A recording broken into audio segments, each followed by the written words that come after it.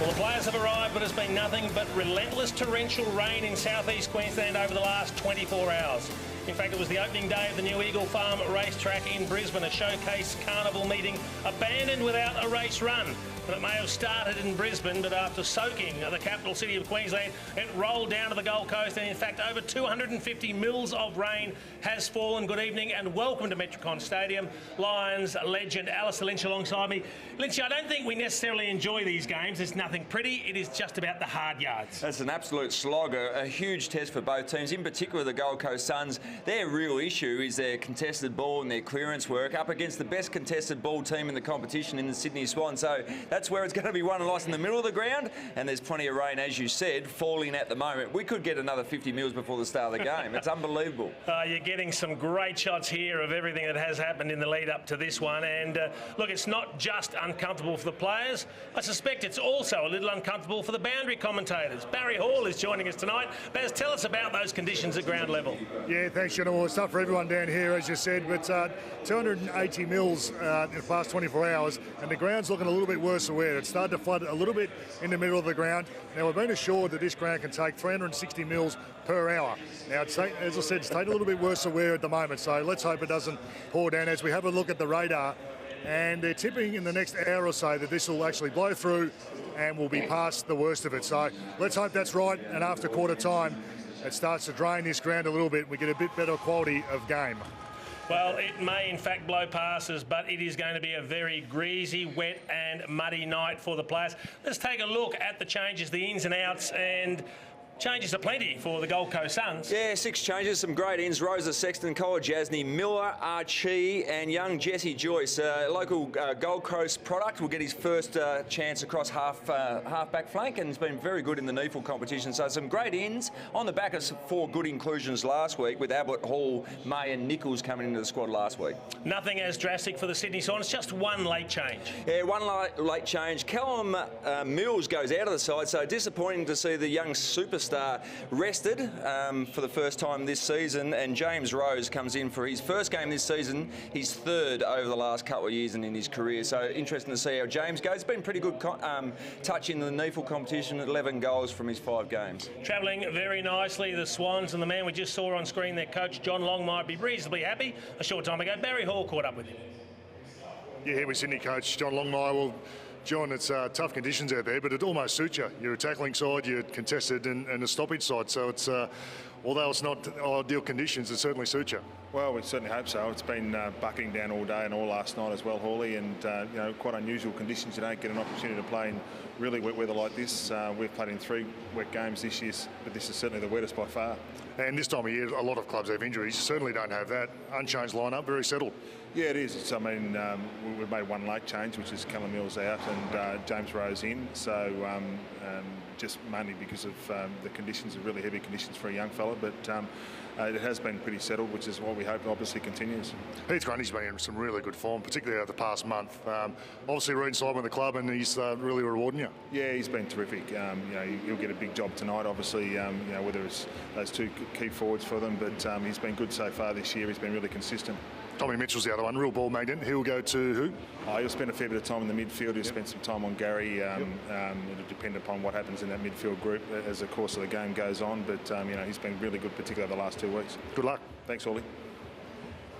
There'll be plenty of eyes tonight on Swan superstar Buddy Franklin. And I guess for mere mortals, once they get around the 50-metre arc, it tends to pull them up as far as goal kicking goes. But even on a heavy night like tonight, I suspect it won't pull up Buddy Franklin. His range is enormous. Absolutely enormous. And we see this a couple of weeks ago. An absolute huge bomb when it was required from the centre square, and that's gone 66 metres just to really sink the Hawks at a critical time. You're spot on. Mere mortals, us mere mortals, look to dish it off around the 50-metre arc, but time and time again, he sets himself up for a handball receiver, as we see in this situation, and tees it up. And you would think teams have to be away. Yep. If there's a set shot from 60 out and Buddy's lurking, you've got to pick him up. Yeah, you'd like to think players have finally woken up to this and they won't give him that sort of freedom. He will punish you, but when it comes to those players that can kick it from outside 50, there are a few of them. They are stars, but Buddy is a long way in front. He is a long way in front, and he's probably the most unique forward in the competition. The fact that he does get up into the midfield, plays across the wing as well. And see the other stars in the competition predominantly play deep forward, and Gunston, he's got his capabilities from long range. Tom Lynch, who we'll see on display here tonight, and Tex Walker back into some real touch over the last couple of weeks, but he's a beautiful kick for goal, and I think he's a good sign for Adelaide that they're up and going as well. A lot to like about the form of Tom Mitchell for the Sydney Swans, a young on-baller that really has elevated himself into the elite category, and tonight he chalks up game number 50. I think it's great what Tom Mitchell has done. I mean, he's actually been at the club, the Sydney Swans, under the father-son rule for 5 years now. Spent plenty of time in the NEAFL competition. They played a dozen games in the NEAFL back in 2014. Averaged 31. They made him go back to work on his defensive game. They always knew his capabilities of actually getting the football. His vision is outstanding. In congestion, to put other players into space is fantastic. In the NEAFL, mind you, in 2014, he did have it 63 on one occasion. So we know the offensive's good, and obviously the defensive side of his game's really picked up. Yeah, making that number 6 his own. I do like, as you said, the lessons they made him learn before they've cut him loose now, and just acknowledged him as just one of the stars of their midfield now. And Barry Hall, I know you'd be aware of what Tom Mitchell is offering. He is in superb form. Well, you spoke about his defensive role, and 2 weeks ago he went to Sam Mitchell, had 21 himself and cut Sam Mitchell out of the game with 15 disposals. We know how important he is, but he had 41 last week. He was a little bit freer against North Melbourne. He's a ball magnet, we know that, but his defensive role, and he'll probably get a similar role here tonight. It's tough conditions, and he's probably going to go to Gary Ablett, I would suspect. John Longmire, speaking to him pre-game, tipped that one off for us, said Gary Ablett's the man that he'll go to. Very important for them, as was Sam Mitchell for the Hawks. So he's in really good form himself. 17 contested possessions last week against the Eagles and 32 disposals. Highest possession getter on the ground. So 2 ball magnets, boys. Watch them go head to head. I'll be keeping a close eye on that one. Yeah, that's one of the battles that could be pivotal to the outcome of tonight's match. And he found some form last week, Gary Ablett, didn't he? He did, and as Baz said, contested ball was certainly the best he's played for the season with those 17 touches in the middle of the ground, but seemed to have strength over the ball. I think the question mark is his body, or is he confident enough with his body to go in and put his head over the ball that we know he can week in, week out. But this year there's been that question mark, and certainly that was back in force last week. I think whenever we watch a Gold Coast game, all we want to see is Gary Ablett in his normal great form. It's so exciting to watch. So much of the talk is about Buddy Frank, and it's the second time we're going to talk about him. Everyone wants to postulate whether he can kick 100 goals for the season. Well, I'm not discounting Tom Lynch, man at the other end of the ground tonight from the Coleman medal race. He is in outstanding form, and he is a man mountain himself. His development over the last 18 months, and I think in particular this year, to play up forward, to be a leader because there's so many injuries, so many of his experienced teammates haven't been there, and through lack of opportunity. Yeah. Every time the ball comes into the forward 50, he presents strong, he works hard defensively and converts his opportunities, and I think Tom Lynch is developing into a fantastic player. And if you think about how little the ball goes inside their forward 50 this season, I mean, they've lost their last 7 games by the last 5 by an average of 87 points. Their forward 50 differential in particular, we see over the course of the season how disappointing it's been since round 4, but since the last 5 weeks, it's averaged 35 down on their opposition. So that's a lot of ball not going inside the forward 50. So I think the job that Tom Lynch is doing at the moment is exceptional. Yeah, I agree with you. I mean, they're amazing statistics to have that lack of supply, and the fact that he's only 3 goals behind Josh Kennedy from the West Coast Eagles and only 6 behind Buddy, I think makes his effort even more meritorious. He really has been a standout for the Gold Coast Suns. Yeah, he has been a standout. And I think he's looking forward to, obviously, some of his more experienced players coming back into the side, because what we've seen in the last probably 3 weeks, there's an element of frustration coming in his game. Like, he's presenting really hard, he's presenting the ball, but he's getting frustrated because it's not coming in quickly and direct, and they're losing. So we just don't want him to tip over that edge and give away unnecessary free kicks, and more importantly, don't want to get suspended. Started so well for Rodney Eade, winning the first 3 matches of the season. He'll be hoping they can find a little bit of form tonight. Barry Hall has been room hopping. He's made his way to the Suns' rooms a little early tonight, and he also caught up with their coach, Rodney Eade. Yeah, here with Rocket Eade. Well, some really tough conditions out there tonight. You can't hide anywhere tonight. No, that's right, Barry. It's obviously the rain's going to come more, I think, at about 7:30, so that it's going to be a deluge. So it's going to be a real ice skating rink, but it's going to be a lot of pools of water. So it's going to test players about their commitment to the contest and commitment staying involved all the time. And obviously the contested battle in the midfields, they're run really deep there, but you got some good players in there yourself. Yeah, we have. The last couple of weeks have been pretty good in that area. Obviously got a few young lads and a few lighter bodies, which might be exposed in technique at times or maybe experience, but certainly the Swans are very good at that, but we know that, but we're sort of match them in that area. Conditions won't suit Buddy Franklin, but Stevie May will probably get him, will he? Yeah, Steve will play on Buddy, and we expect Buddy to play up the field a bit, which is good for us because Stephen's quite a good attacking player, but there's not only him, but obviously all their midfielders can kick goals as well, so they've got some talent there. What's the last message before they run out? Just strip it back to basics?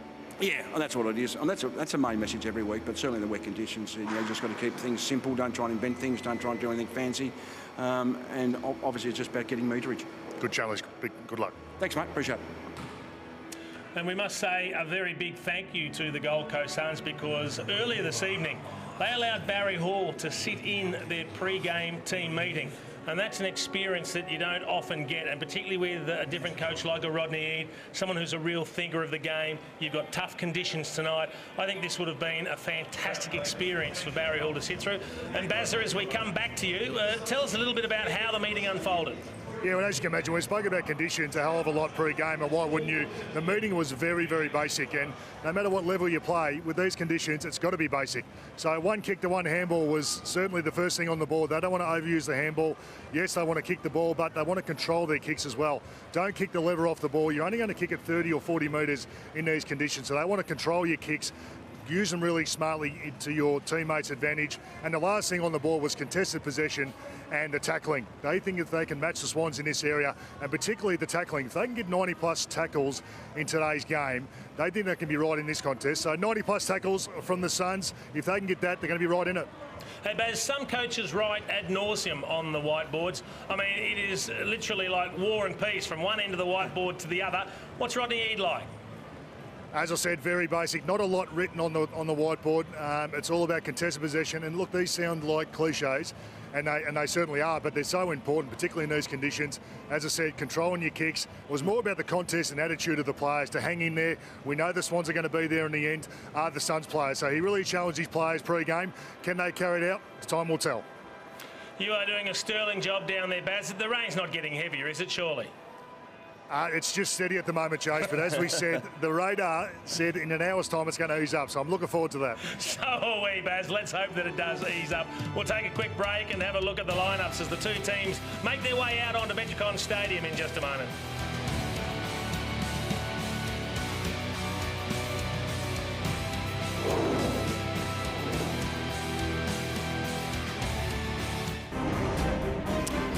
The Swans entered round 11 in second position on the ladder, an 8-2 record, and after that shock loss to the Tigers 3 weeks ago, they've had big wins in the last fortnight over the reigning champs Hawthorn, and then they dismantled the ladder leader North Melbourne last week. The conditions won't bother the Sydney Swans. They are tough around the contest, super impressive at the stoppages, and even with that late change, it's still a powerful lineup, Lynchy. Yeah, it certainly is. Mills goes out of the side. Rose comes in for his first game for the season, his third career game, and that looks a pretty comprehensive outfit. Tom Mitchell plays game 50 for the Sydney Swans, and the superstar at full forward, Buddy Franklin, is in career best form, so looking very good at the moment, the Swans. Well, the Gold Coast Suns, it's been an interesting year for them so far. They burst out of the blocks. They won their first 3 before the injury curse returned, and they've now suffered 7 defeats on the trot. But importantly, over last week and this week, they've started to get some players back, starting to get a little bit of football under their belts, and hoping to put a better performance on the board. It has certainly been a very tough period. 7 losses in a row after a 3-0 start for the Gold Coast Suns. They'll be looking to rectify this result against the Sydney Swans. They've never beaten the Sydney Swans. In fact, the closest they've ever come is 35 points. So as you said, Jace, 10 players have come into the side over the last 2 weeks. There's more to come, and they'll be looking for a big contest, especially with a head over the ball in the clearances tonight. Well, let's take a look at the midfield battle. There's plenty of star power in the middle of the ground. Who do you favour?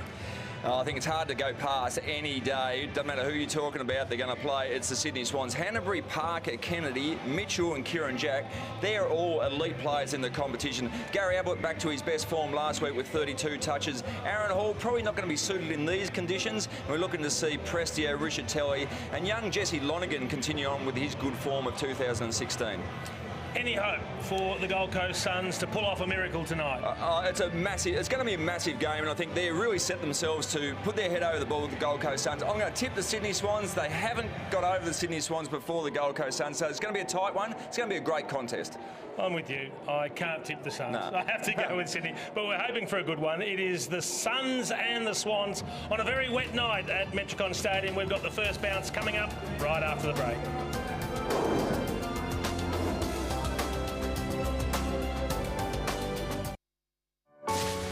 2016 has been a season like no other. It's been unpredictable. Parish, they pick 5! A massive momentum changer in the history of the Essendon Football Club. Unthinkable. This wasn't supposed to happen. Unbelievable. This is one of the most courageous wins in the history of the Carlton Football Club. And then there's Eddie. Fooled them all! Escaped! Eddie Betts! Eddie Betts! Tonight, Sydney comes to town the red-hot favourite, knocking down every obstacle in their way. It's a beautiful thing, it really is. The Suns have been cruelled by injuries, but now, with key personnel returning, who knows? Maybe tonight, this season has another shock in store.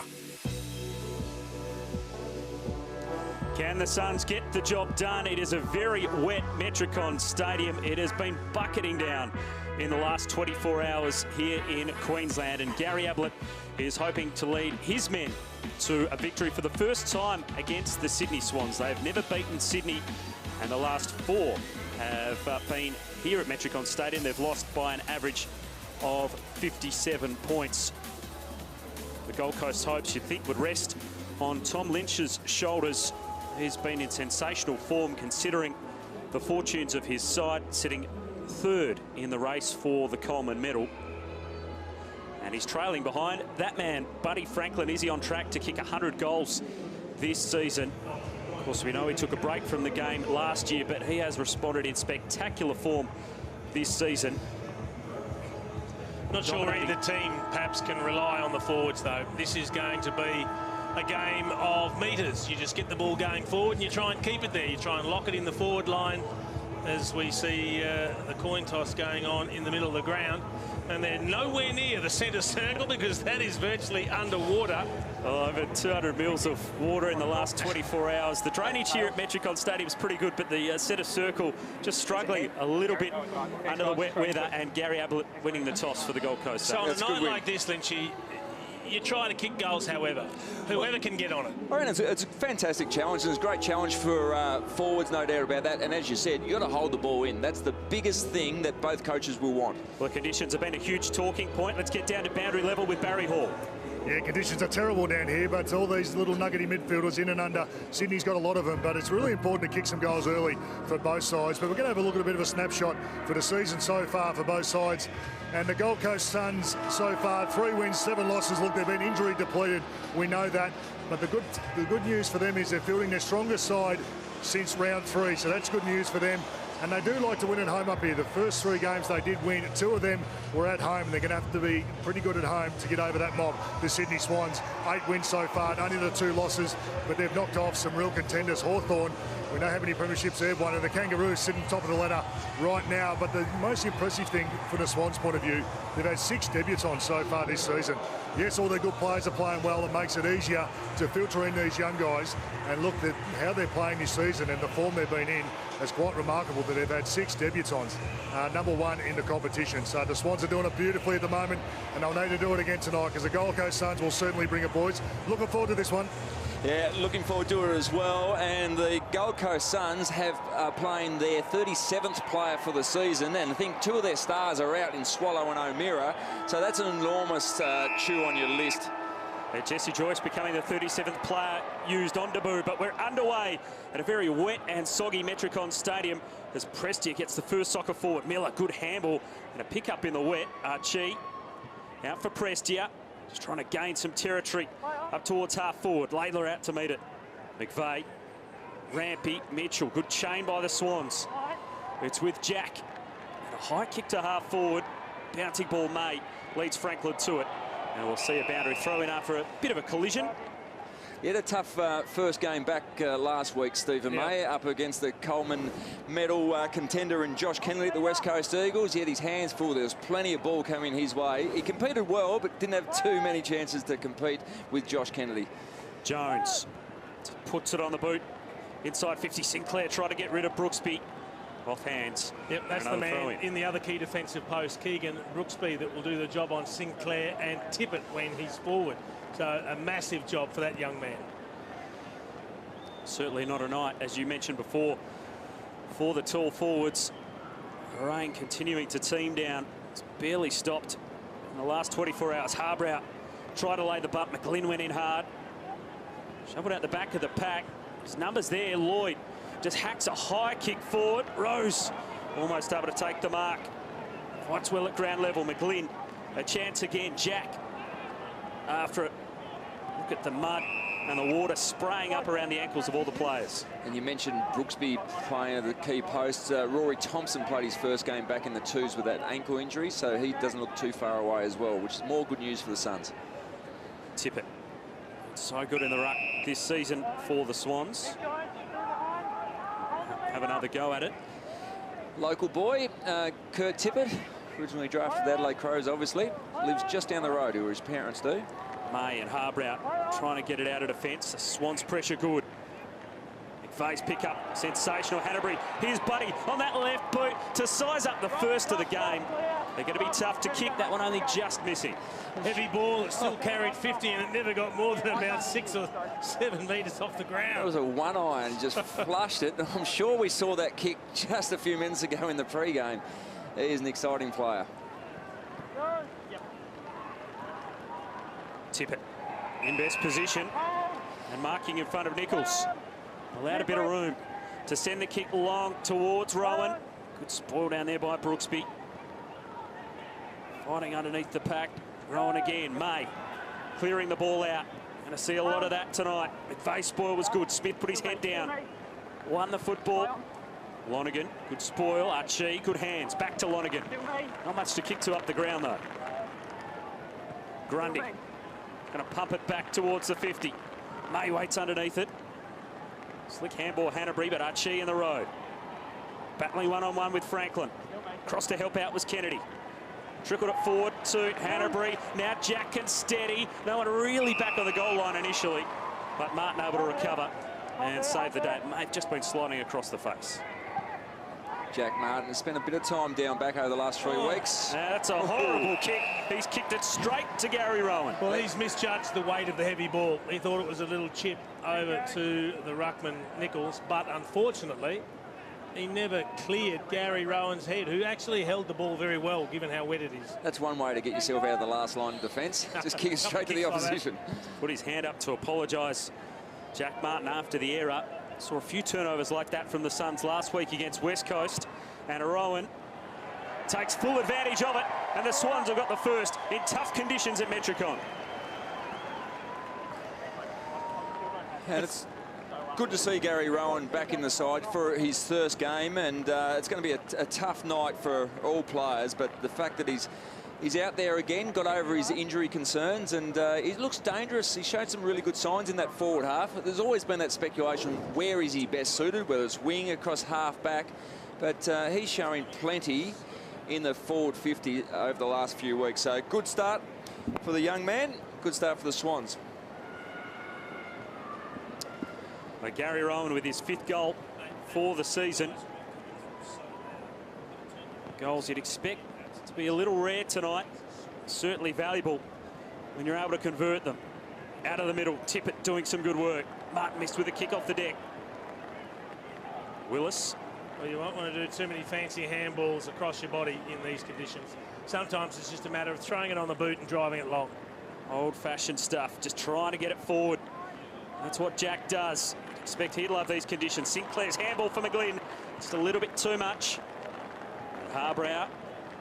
Clearing kick to the wing. It bounces over. You expect the umpires to be pretty lenient on the deliberate out of bounds tonight. I was going to say the same thing, perhaps. So many balls are going to slew off the outside of the boot. I was surprised if you saw too many paid.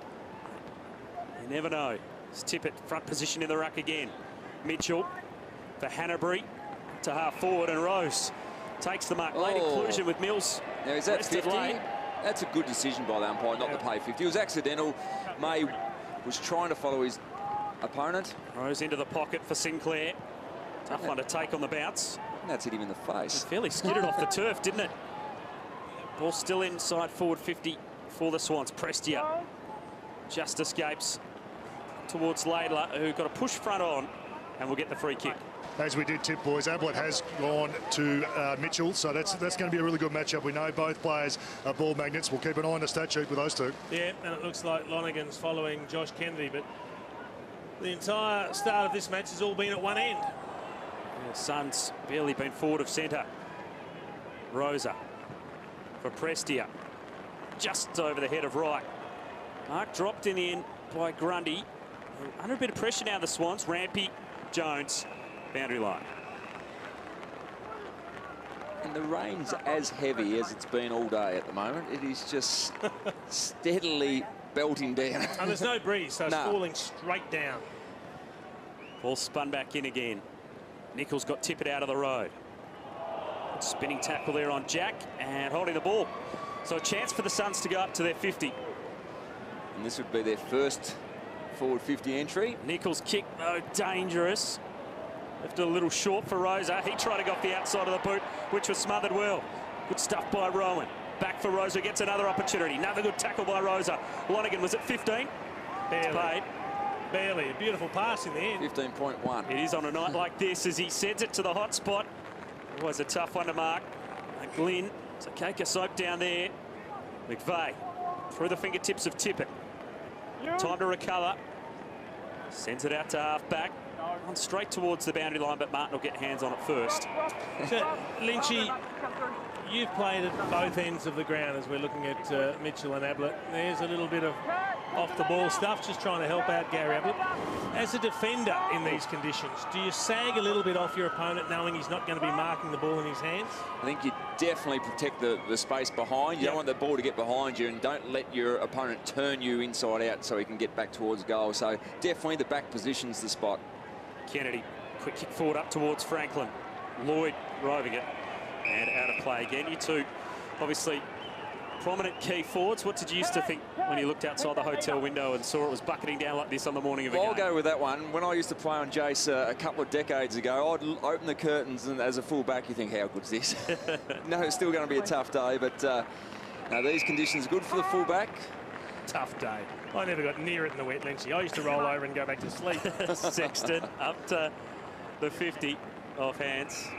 I thought you were going to concede. You never got near it on me. I tell you what, it's interesting, though, as a forward on days like this, sometimes you can go long periods where you don't know how you're actually going to get a possession. Yeah. Because you know that you're just not going to take a mark on the lead, and if you've got an opponent on you and the ball's not coming down cleanly, that's taking things a bit far, isn't it? That mate came very prepared as the ball is into the forward pocket. Rampy there in defence. Run by Miller. Handball set Archie a task. Miller again. Ablett close. It was off the boot of Mitchell, but we'll have a boundary throwing. And Archie's been busy in the early stages of this game after having at least one game off with that. I think it was just one game off with that concussion. Came down heavy in the last game they played here at Metricon. Laidler trying to get it out of the area. May nudged off it. Parker now for Sydney. Back up the wing. Well picked up by Joyce, who kicks the ball inside 50.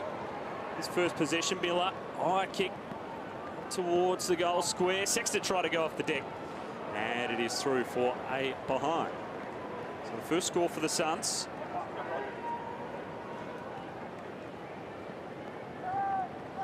Rampy brings the ball back into play. Goes wide. And because he played on, that will be a boundary throw-in. Well, I doubt we're going to talk too much about strategies and tactics tonight. It's just going to be that sort of game. We're going to see some hard slogs, some good one-on-one contests, plenty of numbers around the ball, and just smash kicks forward out of stoppages like that. Just like Kennedy did then, but Kolajasny was pretty good. Joyce just feeds a handball back. Martin He's under pressure. Wouldn't want to fumble there because there was no one between him and the Swans' goal. Out wide to the wing. Good spoil by Rampy in the end. Got off the ground towards the boundary. I just stopped in the water on the wing. So hard to keep your feet. McVeigh did pretty well.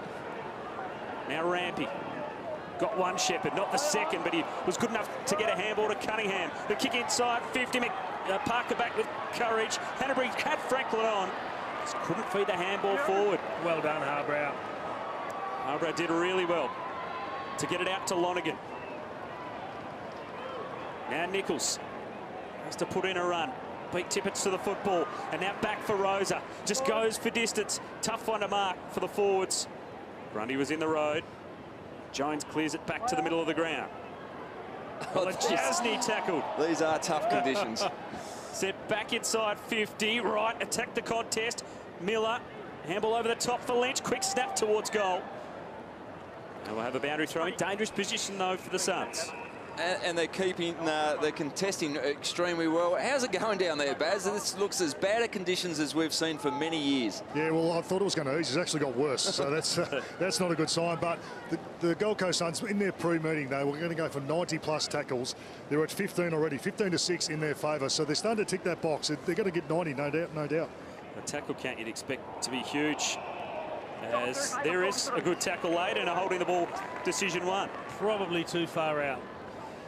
Yeah, you'd think so. Lonergan just lays it up, looking for Lynch. McVeigh stood in his road. Rose for Hanbury. Hewitt had his head over the football. He was taken high.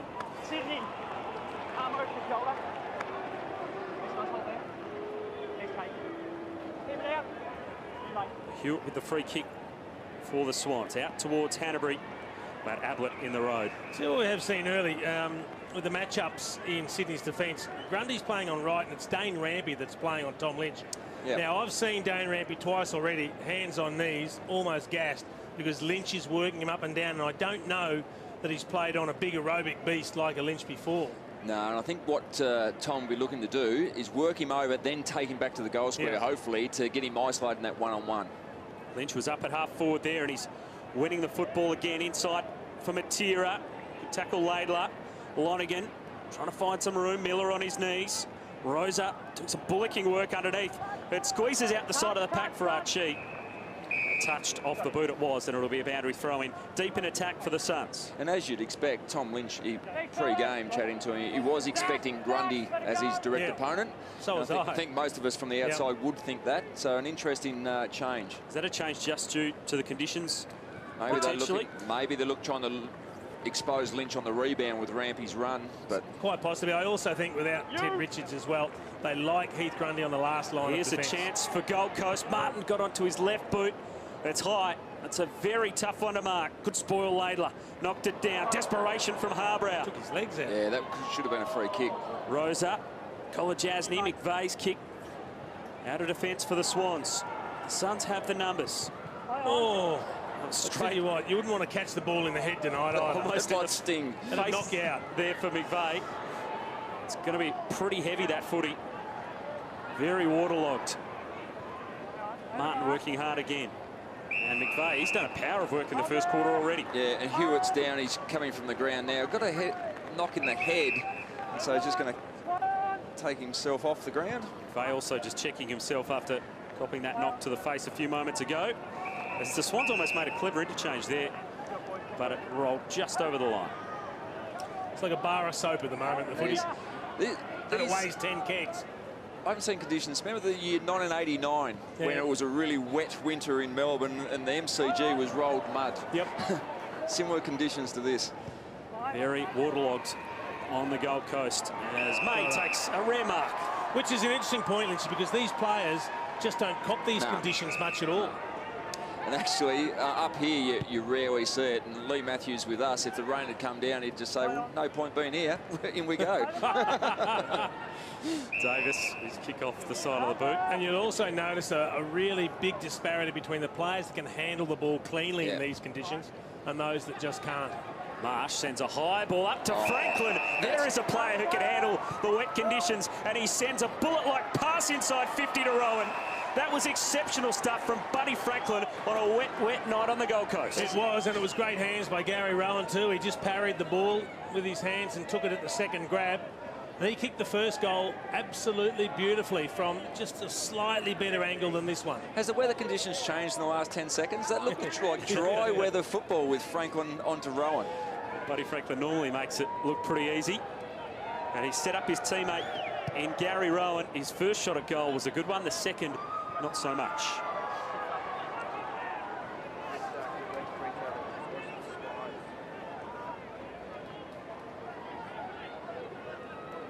Tough night at the office for both of these teams.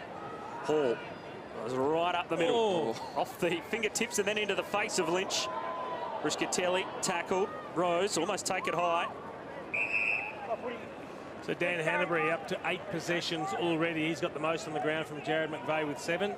Miller, Lonergan, Rosa and Martin all with 6 for the Suns. Probably would have expected Hanbury's name to be at the top of the list in conditions like this. Ablett goes straight to the boundary line. It won't make it there. Lloyd left it behind. And it's really well done by Joyce, who's done some good things playing his first game, the Gold Coast Academy product. He's got a fair cheer squad in as well, it would seem. Half the crowd, I think. It was Gary Ablett's first kick a moment ago. Ball long, back up the wing. Hack flew, but Lonergan waited down out the back. Davis has to sit and wait. He took a good mark. He's trying to go. He's held up well by Smith. They got the extra back, Sydney. Yeah, he's got to have a look before he kicks. Kicked it straight to Rampy. It's okay to want to move it quickly and long, but if there's one loose player just sitting back, you can't kick it there. No, that's right. I thought he actually did look. He waited a couple of seconds, but still blazed away. Rampy sent it straight back to Chi. Briskatelli. Prestia getting involved. Jack had to get a handball away quickly. Laidler left it behind. Prestia goes again. Up towards the top of the goal square. Sexton, was he being held on to? He was. He's going to get a free kick. Oh, this is like gold. A free kick like this directly in front of goal. And that's what does happen. If you've got a wrestling contest at the top of the goal square, a free kick one way to the forward is a big win. Got to run straight when you're kicking for goal. You cannot afford to be offline because you won't get the same grip on the ball with your boot.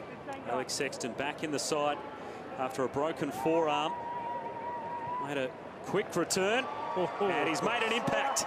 He was tight, but he's kicked the goal, and the Suns get their first of the night. Well, he made the goal umpire work. We can see him. The thing here, it's the arm around against Zach Jones that's cost the free kick. Sexton clever playing in front. That's the key to this sort of play. Get in front and put pressure on your opponent. You wouldn't mind those back in your day, Jace, but the arm was around. There's Gaz. Gary Ablett head-to-head with Tom Mitchell. 1 disposal for Gaz, 5 for Mitchell.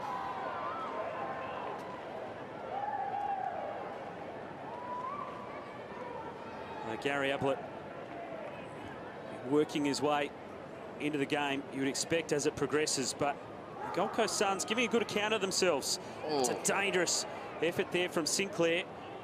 Sliding in. Tough to win. Malcheski had to knock that down. Archie for Matera. Quick kick forward and playing in front, Davis. The Suns to go inside 50 again. He lays it up for Lynch. Oh, that's an amazing mark. Great, strong grab. Clean as a whistle, Lynchy. And the thing is, it's probably a dry ball because it's come out of the bucket after that Sexton goal. So it's not that wet. It's certainly not heavy, but that is a great grab. I still reckon it's wet. It's still moist. Have a look here, Tom Lynch. Perfect. Cannot possibly miss, they're saying, with those stats. If it was dry. He's third in the pecking order for the Coleman medal at the moment. He's a great contested mark. Can he complete the job? As it got the legs, it's right to the line. It stays in play. Didn't quite get the distance. McVeigh shovels it to the boundary line. And that stat sheet will still say 5 and 0-0. Yep. Still perfect. no behinds there. And look, his accuracy was there. Yep. It's just the heavy ball. Couldn't cover the distance. Must have been a little wet as the ball's tapped down by Sinclair. Parker. Ball back towards the goal line. Always dangerous. Rampy tries to clear it. Wright couldn't pick up on the half volley. Malcheski base of that pack was showing some strength, but couldn't skip clear. Bit happening behind the play. There's Gary Ablett and Jared McVeigh just getting themselves up. A little roll around, a little play in the mud down the goal square. Kennedy, kick smothered. Right, good handball for Hall. Quick kick forward again. Off the hands of Archie. Rischitelli shoveled it up to Matera. Again, dangerously back to the hot spot. Miller collected well. Davis hooks the kick over his shoulder for a goal.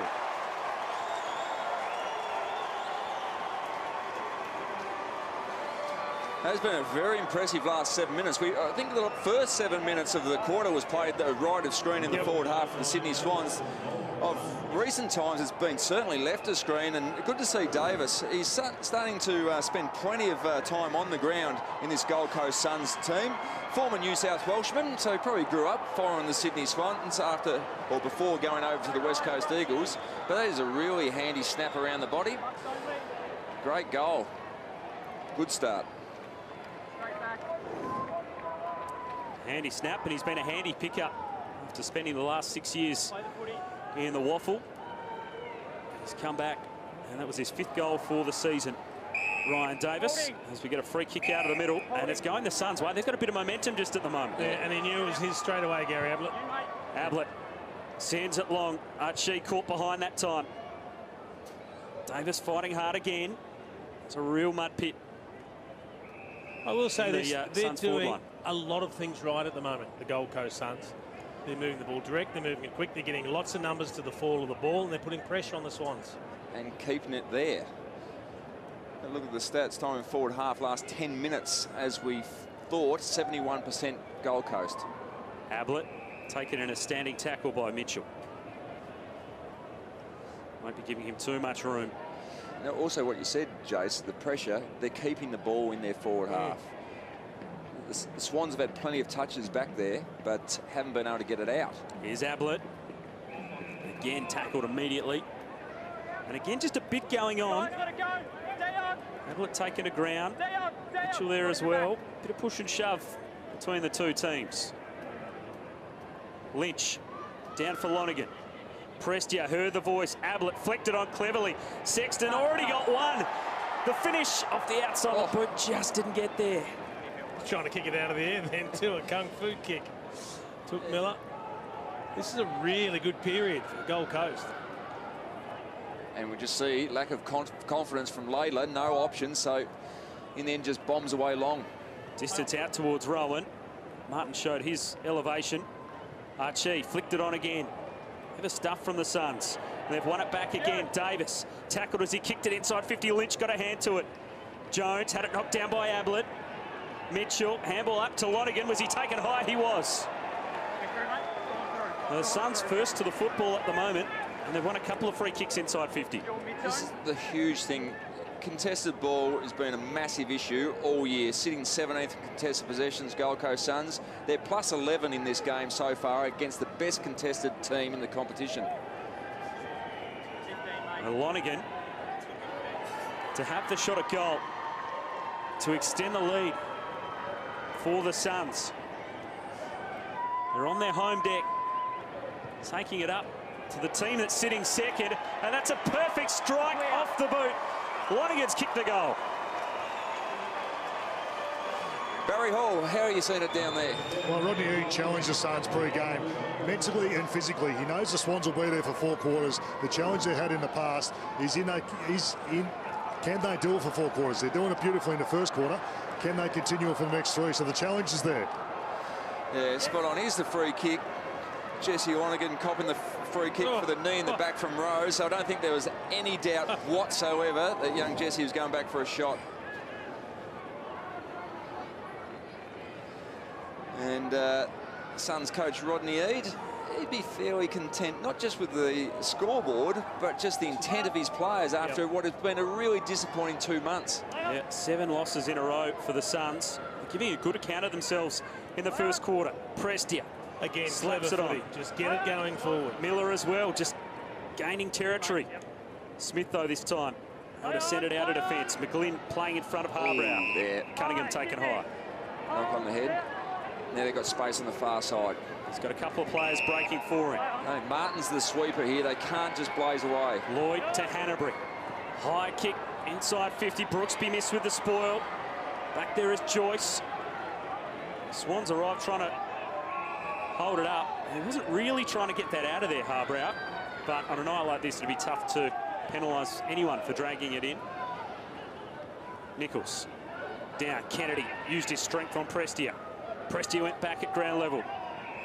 Geez, Joyce looks like a likely type, doesn't he, lads? He's had a few touches, a few important ones. He doesn't shirk an issue. Yeah, he's been really impressive in the local competition as well, so deserved his spot. He was the second last player drafted last year. It was Joyce in the rookie draft. Worked hard to get an opportunity. Here's McVeigh towards Franklin. Kennedy is just waiting for it. His kick smothered. Good desperation from the Suns. Here's Rose. Trying to earn one back after giving away a free kick at the other end. Brooksby at the base of the pack. Rose up. Oh, was tackled by 2 or 3. Still trying to go Rosa. And we'll get a ball up. And good to see Rosa back in the side again. What about the smother for Nichols?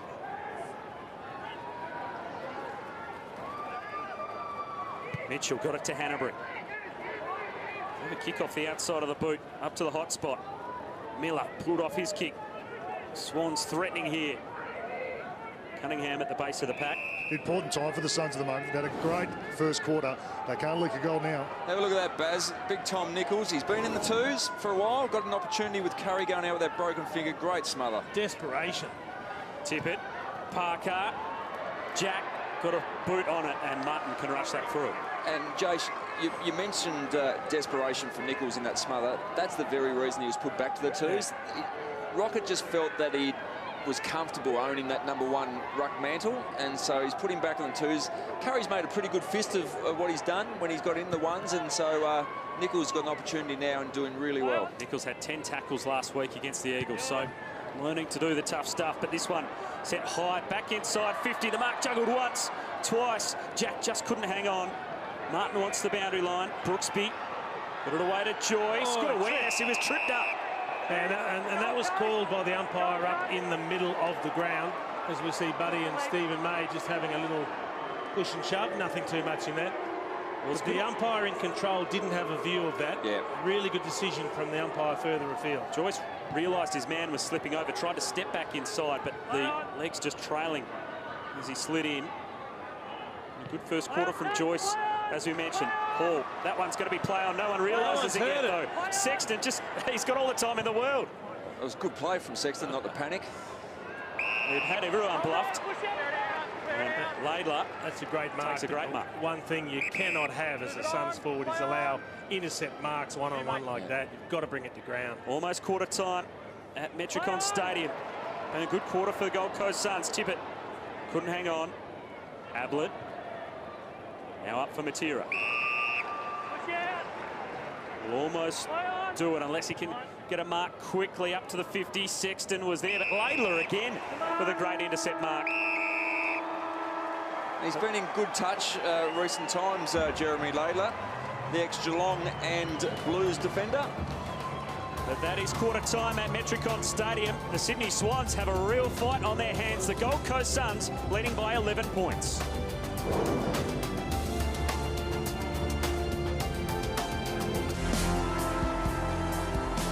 Well, you normally find wet and wild on the Gold Coast, and that's exactly what it's been in the first quarter at Metricon Stadium. Tough conditions, water spraying around everywhere as the two teams went at it. Pretty tough contest in the first quarter, but it was the Gold Coast Suns with a heap of players back this week who've taken it right up to the side that sits second on the table.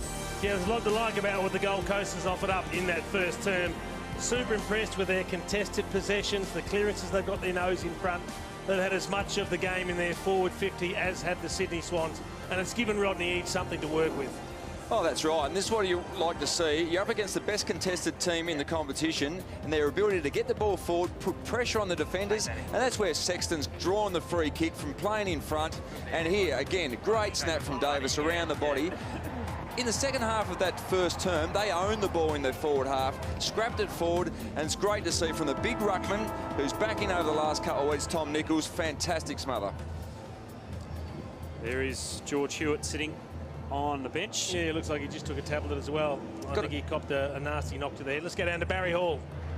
Yeah, thanks, boys. Well, Solly asked you players to compete and tackle, and you have to be thrilled with the start. Yeah, it is a good start, Baz. I think +7 in contested possession, so that's what we're after. But we know the Swannies will go to the last minute of the day, so it's only 1 quarter down. We've got a long way to go. What's the message now, just to back that up? Yeah. No, don't get fancy. Just stay what we're doing. Just be consistent over the ball and just surge it forward. Good luck. Cheers, mate. Yeah, Dean Solomon very happy, and at one stage they were +11 contested ball, and they were well down in time in forward half early, so they turned the game around, which for a bottom side, when you're behind significantly, not on the scoreboard, but as far as possessions are concerned, you can fall away, but it's great courage to fight back. He wouldn't have minded tearing in these conditions either, Dean Solomon. There's the metres gained, and a couple of Gold Coast Suns doing very, very well. Jesse Lonergan way out in front, and Dion Prestia doing a superb job. And there we saw Jesse Lonergan on the bench for this second term. Just resting up the legs after all those metres gained in the first quarter. We're back underway here at Metricon Stadium as Rishkatelli win the ball out for the Suns. Laidler to try and get there first. Davis kept his feet, though it was important. Back for Rosa. Davis around his body. Ablett attacking it. Rishkatelli goes again towards the 50, right out to meet it. Hall just needed the clean pickup. He was clean in the wet conditions, and he hooks it around his body. That would be a sensational goal. But it's across the face, and the Suns just picking up where they left off. Picked it up cleanly, didn't he, Aaron Hall? Yeah. Beautiful pickup. That's what we were talking about earlier. Those players can handle it cleanly in these conditions, have a huge advantage. Rampy out of fullback. Big leap by Heaney. Hanbury was clean. To tip it.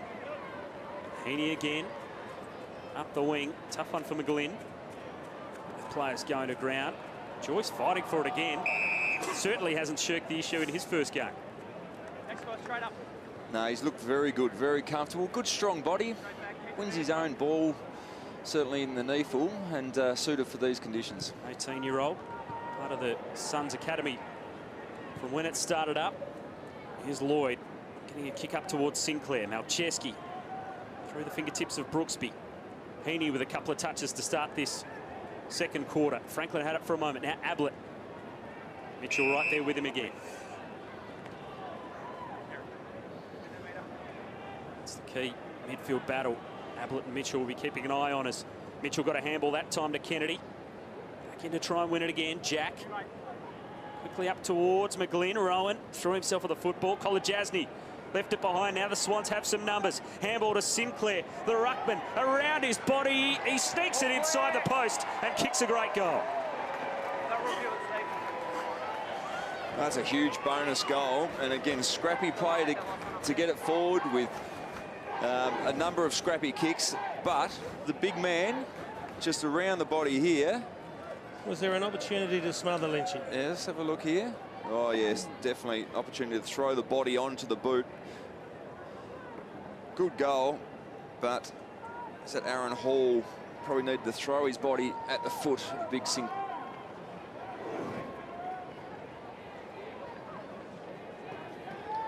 Not an easy thing to do to smother a kick like that. No. You require full commitment, as you said, Lynchy. Just got to toss the body on it. And the Swans with the first of the second quarter. Slippery stuff in the middle of the ground. Ablett just hacks it off the deck towards Lynch. Rampy's got him in a good tackle. Again, Ablett just getting involved. Push and shove around this stoppage. Lynch went third man up. Hall's handball was good to Rosa. High kick towards the hot spot. Right, Grundy standing in the road. A couple of times, Peter Wright's just got to find a way to make a contest and just get a hand in and bring the ball to ground, even if he's outnumbered. Rose read it off hands. Malcheski's lunging tackle wasn't enough to stop him. Tippett's kick up to half forward. Cunningham had to wait for it. Willis played it pretty well. Gets it out to Joyce. Good tackle, McGlynn. Willis under pressure. Did he get into the back of Cunningham? Now he's dragged it back in. But it's going to be tough to pay those tonight, Jace. Yeah, I thought he did really well there. A couple of efforts there just to hold the ball in. And they are getting latitude from the umpires, as you'd expect in these sort of conditions. It has not stopped raining for about 24 hours here on the Gold Coast, and that one is out of bounds on the fall off the boot of Prestia. I think he had a little bit more time than he thought then. And Lloyd can send it inside 50 for the Swans. Up high was Sinclair. Oh, Chesky out the back. Dangerous kick straight up the corridor. McVeigh, cool, calm, collected. He steadies. But he has kicked it wide. That is a let up because they all ran away from him. He straightened up and strolled in directly in front. Kick in. Stay inside forward 50 for the Swans. Franklin attracted a crowd, but still got a handball away. Jones cleverly chipped the kick up towards Cunningham, but he couldn't mark. Kolajasny couldn't get a handball out. Kennedy has kicked it on the wrong side. Oh, he's found it's one. going to land in the lap of Lloyd. Not the intended target. Not the intended target, but got there. And once again, tough stuff by the Sydney Swans to scrap the ball forward. And good work from Buddy Franklin up the field as well. I'm pretty sure Kennedy was kicking it towards the goals, but it came off the side of the boot. He's having a shot, no wobbled doubt about its that. way to Lloyd. He's having a sensational season, averaging 24 disposals a game. And that is a great set shot finish. The Swans on the march at the start of the second quarter. Well, they were a couple of goals down at the first break, and they've fixed that up very, very quickly. And making the most of their opportunities. That's the key. When you get a chance, you've got to take it. And that's the difference between winning and losing these games. It won't be a high-scoring game.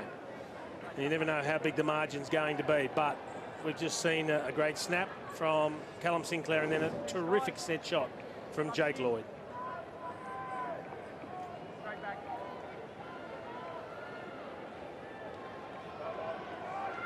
Third goal of the season for Jake Lloyd. Has Lonergan back on the ground. Going across towards Mitchell. Ablett laying a strong tackle. Let's get down to Barry Hall.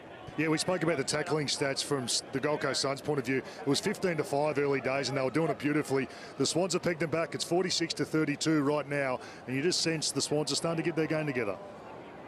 Off the hands there of Parker. Matera did well underneath the pack. Rosa. A wobbly kick up to half forward. Jones did well to spoil Archie, but Archie locked it in. Ton of ball didn't work for him though. Lloyd, who kicked the last goal. Up the wing, Sinclair. Oh. Big bump. Rowan now after it. Joyce is back on his feet after that hit. Heaney sends it forward. Franklin, he's skipped out the back. A lunging effort from May, but it trickles over the goal line for the Swans. He only just got a toe on that one, did Bud, and good desperate effort from Stephen May. Have a look at this contest from Sinclair. Just crashes through the Suns player on that occasion and splits the pack open. He's done that the last two times he's gone for the ball, which is really what you want from your big forward or your ruckman that's resting forward. But it's probably a bit of a lucky kick and great chase from May, but it wasn't quick enough to put Buddy Franklin off.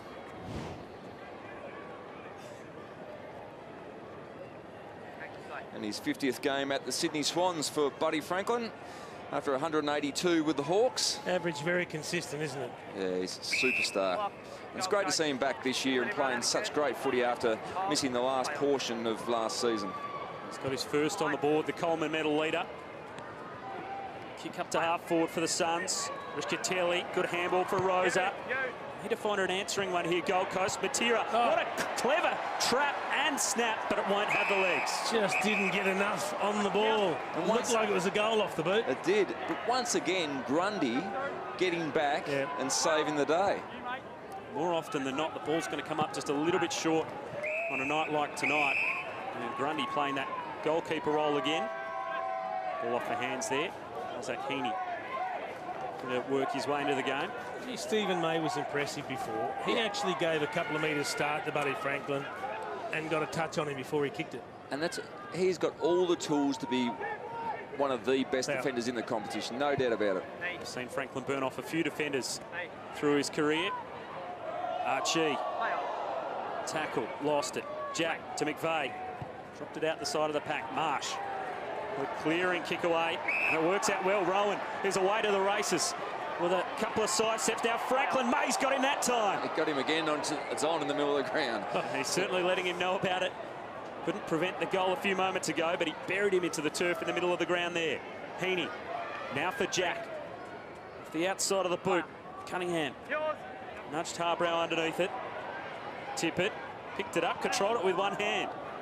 Dangerously back towards the hot spot. Matera, though, roving back there. His kick not good. He's going to go deep. Parker had some room, and he spotted Rose drifting inside 50. The Suns will be disappointed. They allowed a player to just sneak out the back there. And the late inclusion tonight, Callum Mills rested for this game late. And James Rose in for his first game of the season. A chance to kick his first goal of the year. It's just a touch of class, isn't it? Luke Parker, he summed up the situation so quickly and off a couple of steps, drilled the ball in. Kicked 3 goals on debut in round 21 last year, did James Rose. So he knows where the goals are, and he splits the middle there. And he's looked pretty impressive for his 5 touches and 1 goal so far in the game. He's averages just over 2 goals a game this season in the local competition. And here's the tackle from Stephen May on Bud. I think Buddy, after this, knows that he's not going to get too much time and space on Stephen May. And that is really good work. As you said, Jace, great identification from Parker to know where the dangerous space was and know where Rose was running. Great work.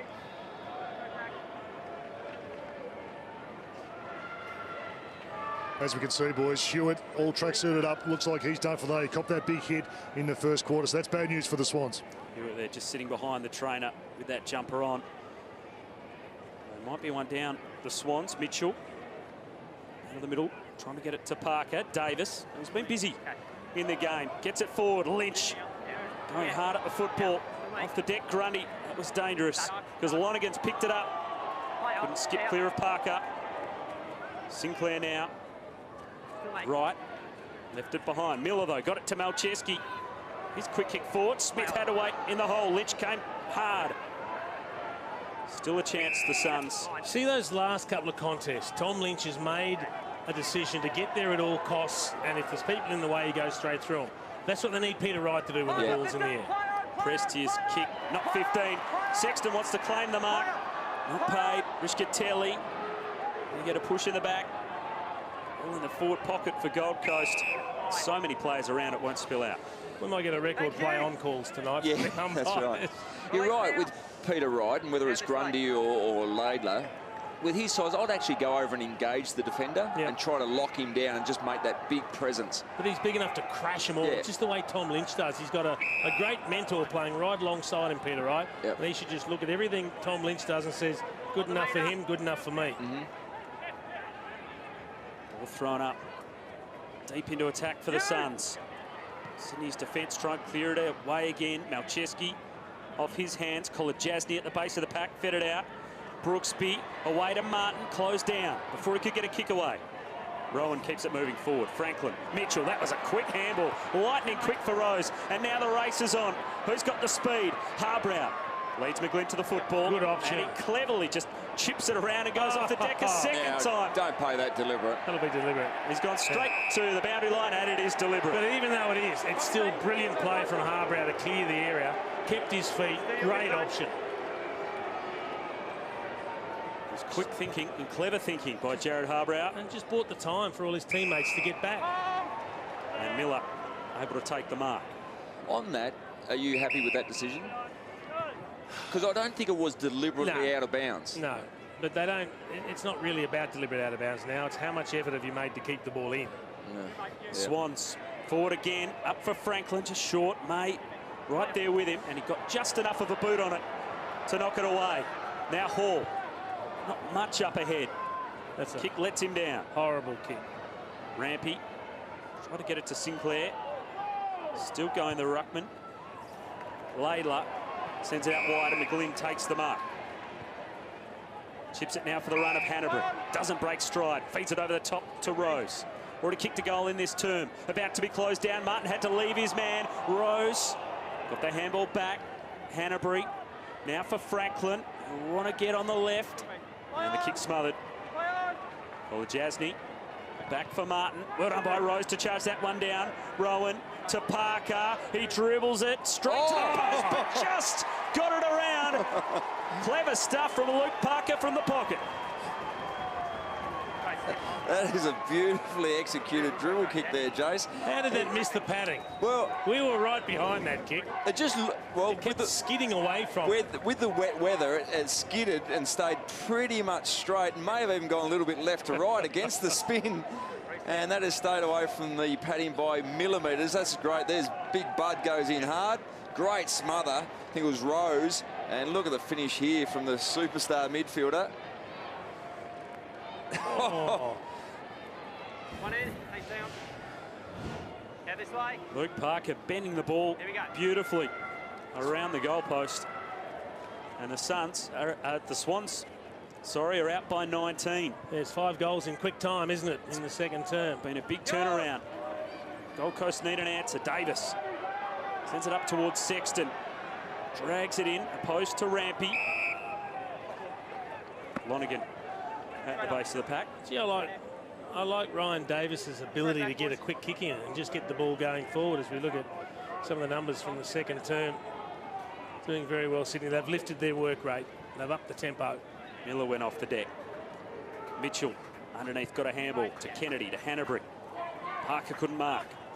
Harbrow was clean, got it to Joyce. Just checked his kick short to Matera, who keeps it moving forward. Lynch in front, desperation from Rampy. It was Grundy, in fact, who got the spoil. Played it really well, but it's going to come back in because Wright's got the footy. Just goes for distance again. Lynch the target. Tip it too tall there. Davis pulled off his kick well by Kennedy. Good tackle.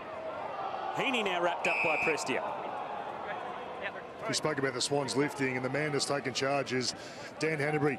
16 possessions, leading possession getter on the ground at this stage. He just racks them up, doesn't he? Yeah, they're his conditions, you would have thought. Rosa, call to keep going. Prestia goes back in on it.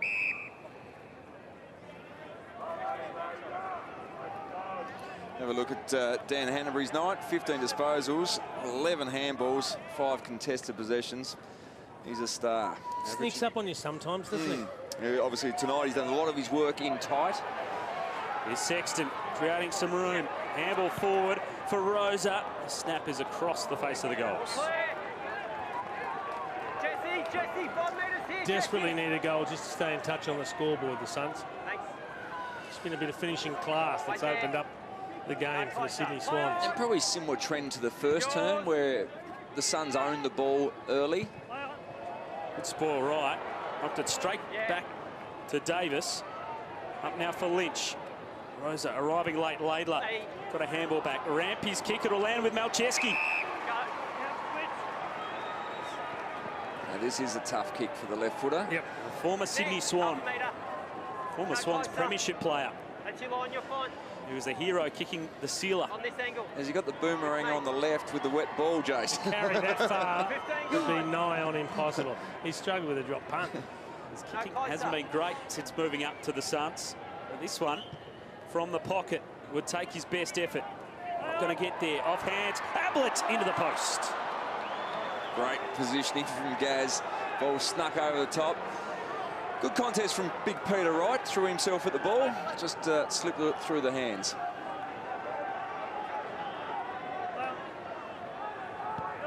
Laidler out of fullback again. Martin with a big leap. Big leap, but he forgot about the ball, perhaps. Tough to take those on a night like tonight. It almost went straight through without touching it. Oh, yeah, I don't think there was a glove on it at all. It looked good, the leap. He got some elevation. Have a look, here it is. Big jump over the top of Heaney. No claw on that one at all. Didn't really make much contact with Heaney in the end. He almost jumped straight past him. Kennedy trying to work it out of there. Again, good hands, Mitchell under the pack. Hanbury, though, heading in the wrong direction. Sexton went off the deck. Good tackle, Ablett on Jones. Yeah, good technique. Good technique. He turned him as he rolled with him so that he didn't get into his back. The Swans started the first quarter well, but then the Suns hit back. Swans have started the second quarter well. Can Gold Coast find some momentum heading into half-time? Sydney have looked much stronger in this term. Prestia. His kick smothered partially. For it, Matera, who lays a tackle. Suns players asking the question, but pretty much ask all night tonight, those aren't going to be paid. There are players trying to invent some of the most miraculous kicks you've ever seen out of mid-air before they even take possession. Like that. And again from Matera. On cue. Sexton couldn't hang on to it. You can't really blame him. Jack up the wing. Franklin trying to get May out of the way. It stays in play, and well, tunnel ball back that time by Martin to Harbrow. He gained an extra 30 metres up the boundary line that time, the Suns. That Stephen May-Franklin contest is a ripper. And we said May came back into the side, had a tough night against Josh Kennedy, but that was more the quality of the ball going to Kennedy. He competed extremely well, and he's doing exactly the same tonight. With Ruckman missing it. Rosa. Hackett forward up towards Lynch. Grundy right there with him. Smith one way, Lonergan the other. Good contest, Lonergan. Carried a little forward by Rampy. Riscatelli got it out of there. Unguarded goal square. Lynch working hard back towards goal, and he's marked it in the square. And hit the fence. Should be 50 as well. That is, read the ball beautifully. Knew that Riscatelli was either going to kick the goal, was going to drop close to the line, and just took off. Right, Chesky coming in, having a go at Grundy, but the 50 would only be a 1.5 metre penalty because he's 1.5 metres out. Good work rate. He just works so hard, doesn't he? He's built up over the last handful of years, been in the system as well. Big man. I think 11 back in 2010. And here he is kicking his first goal of the night. Tom Lynch in his 35th for the season.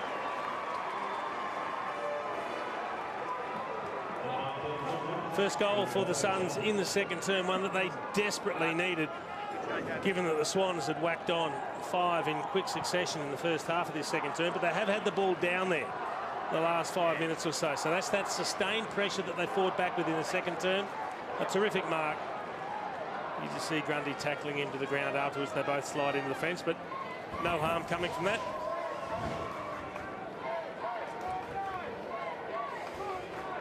Let's have a look at the leading tacklers on the ground, and Gary Ablett just one behind Isaac Heaney with 7. Ablett with 6, backing up after his very good game last week in the West.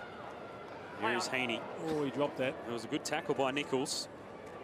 He's getting involved with the hard stuff. Hanbury for Mitchell. Again, another clever handball, that time to Kennedy. Call to play on. Suns at half back. Collar Jasny just about threw that one away. Willis went over the top of Hanbury. And we haven't seen a lot of that one paid actually this year, this week in these wet conditions. Been a number of players sliding into the legs. It's particularly prevalent on a night like tonight where there are players sliding everywhere. Yep. Willis getting the free kick that time.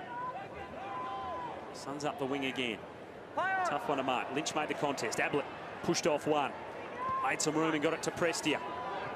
Now the long kick up towards Lonergan. One-on-one with Rampy.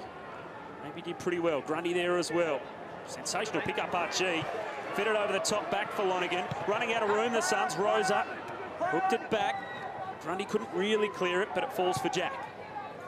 And straight off the interchange bench is Harbrow. And he says, thanks very much. We'll send it long. Back up to the 50. Lynch slipped over. Jones under pressure. Not 15 for Archie, so he had to keep going. Riscatelli the outside of the boot. And this time it's Rampy who's waiting back on the goal line. They love having that goalkeeper, don't they, the Sydney Swans? And Rampy does it extremely well, as Grundy does. Good kick out of defence, normally Rampy as well. That was good to Rose. And he made it tough for Cunningham. Up the wing. McGlynn couldn't trap it. And Hall and Brooksby. Yeah, got numbers in the middle of the ground here. Now Miller. He's going to go long. Up towards Lynch. He's got 3 to beat. But no one waiting down for the Suns except for Sexton, who arrived late. Mitchell. Kennedy. Cleared out again. After all the momentum from Sydney early, Gold Coast had a good couple of minutes. Harbrow. Was that for a spin out of a tackle? Miller. Back up to the 50 and a good mark taken by Tippett. Yeah, good mark once again. Just dropping behind the ball. Kurt Tippett probably playing his best year of AFL football this year. Assume the #1 ruck role for the Swans. He's had a real impact in 2016 as Kurt Tippett, as Cunningham Sends this one up to the 50. McGlynn needs it to sit for him. Tight on the pocket. This would be a miracle effort, but just to the wrong side of the post. Just nicked the post, I think. Yeah, just nicked the padding as it bounced through of the near goal post for Ben McGlynn. Have a look at this. Just hits it. Very close. Saw Parker kick a clever goal from the other pocket at that end in this quarter. McGlynn pretty much would have rivaled it. And ball out of play again. Ablett and Mitchell. So Tom Mitchell's on 10 possessions. Gary Ablett is on 7. That's in this second quarter. So he was just on top in the first term, Mitchell. So he's still got his nose in front overall. All spun back in. Nichols tried to slap it forward. Ablett at the base of the pack. Well done by Jack to Parker. Kick actually went backwards from where he was intending. Not paid for Marsh.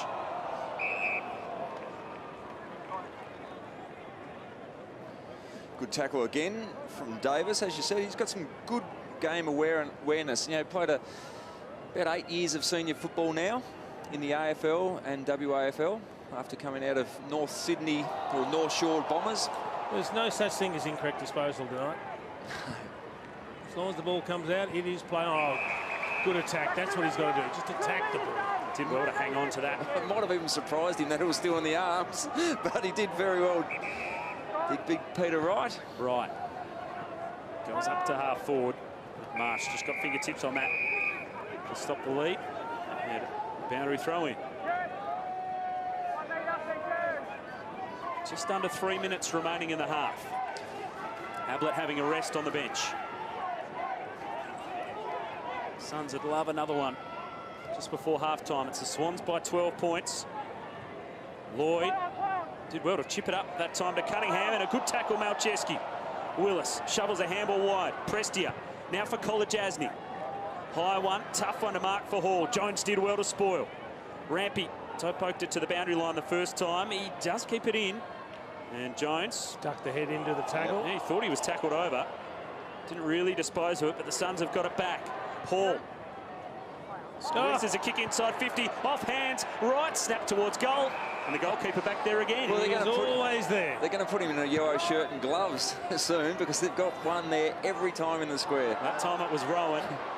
Off the hands that time of Marsh. Lonergan keeping it alive. The ball just stopped in the water and stayed alive for the Suns. They'll get another ball inside 50, right the target. Couldn't get a fingertip to it. And Rowan again playing loose down in defence. They can run out by hands here. Kennedy. That's an ordinary old handball. Drew the man to him, but Hanbury had to backtrack to retrieve it. Ball up the wing. Joyce couldn't take it. Kolajasny almost run down. May. That's a really good kick. It was for Matera. They can try and set them up again. Kick to half forward, Jones. Good spoil away from Malcheski. Yeah, I've got a stat that not even you would have come up with, Lynchy. Since Champion Data have started recording tackles, Sydney's most ever tackles in a first half was 60. Right now they're on 70. They have smashed that record out of the water. A lot of that to do with the conditions, but they have set a new benchmark for themselves. Already a record-breaking night. As Rose up, backs it off the deck, up towards right. Sexton couldn't skip clear. Good tackle, but he goes again. All now wrapped up. I know Sydney are doing a lot right, boys, but a player they're not going anywhere near is Matty Rosa. He's had 21 disposals so far. He's just too smart a player to let go free. His first game back after a few weeks on the sidelines with an injury. A hamstring keeping him sidelined. Hasn't had a clean run at it in his short career at the Suns. Miller, Rischitelli sold the dummy a couple of times. The Swans weren't buying it. That kick was touched off the boot. Rosa back in, trying to win another possession. Denied that time by a good tackle by Cunningham. And Rosa, one of 3 former West Coast players out there on the ground. Chief will just work through that one over the next few seconds. Ryan Davis, one of the other ones. Yeah. Sinclair. Ball up the wing. And Franklin toe pokes that one away from May. Now it's going to stay in play. There's no one between he and the goals. It's a long kick of the football. Surely he couldn't from here. He keeps it low. He skids it. The foot races on. McGlynn getting back. Harbour out. Toe pokes it through. There was enough pressure there. It wasn't a deliberate rush behind, according to the umpire, and the behind will stand. Well, there was an appeal from Ben McGlynn. Yep. And no doubt it was deliberate, but the umpire felt there was enough pressure on the ball carrier or the kicker. Harbour dangerously in from full-back. McGlynn just about charged it down. Rosa, another possession. May around his body. Davis sliding in. Well done by Kennedy to Jack. Late chance here for the Swans. Sinclair up tall. McGlynn was there, but time beats them. But the Sydney Swans certainly stamping their authority on the contest in that second quarter. They trailed by 11 points at quarter time. They now lead it by 13. And we spoke about it at quarter time, and the Suns were very impressed with their ability to win the contested ball, and they've extended that lead. They're +9 at half-time, contested possessions up against the best team in the competition in that facet of the game. So they'd be really pleased. They're just slipped off the pace as far as goals are concerned, but they're very much in this contest. They're a super team, the Sydney Swans, so they'll be looking to consolidate this half-time break. Barry Hall's down with one of the stars of the Sydney Swans. Yeah, here with Dan Hanbury, and after a pretty tough first quarter, you started to get your game going. Your tackling game was excellent in that second quarter. Yeah, we needed to lift with -10 or 15 in contested ball, and they kicked a couple of goals. So around the contest, and a bit smarter with the conditions. We weren't playing to the conditions, and we improved that. We still weren't great, but we got in front, which is important. So that's a message at quarter time, just to lift everywhere. Yeah, got to lift everywhere. Make sure we play with the footy. I think we're going 1-to-1 handball kick. So play smarter in the conditions. Good luck. Thanks, mate. Barry Hall there with Dan Hanbury. It was a good second quarter for the Sydney Swans. They lead it by 13 points.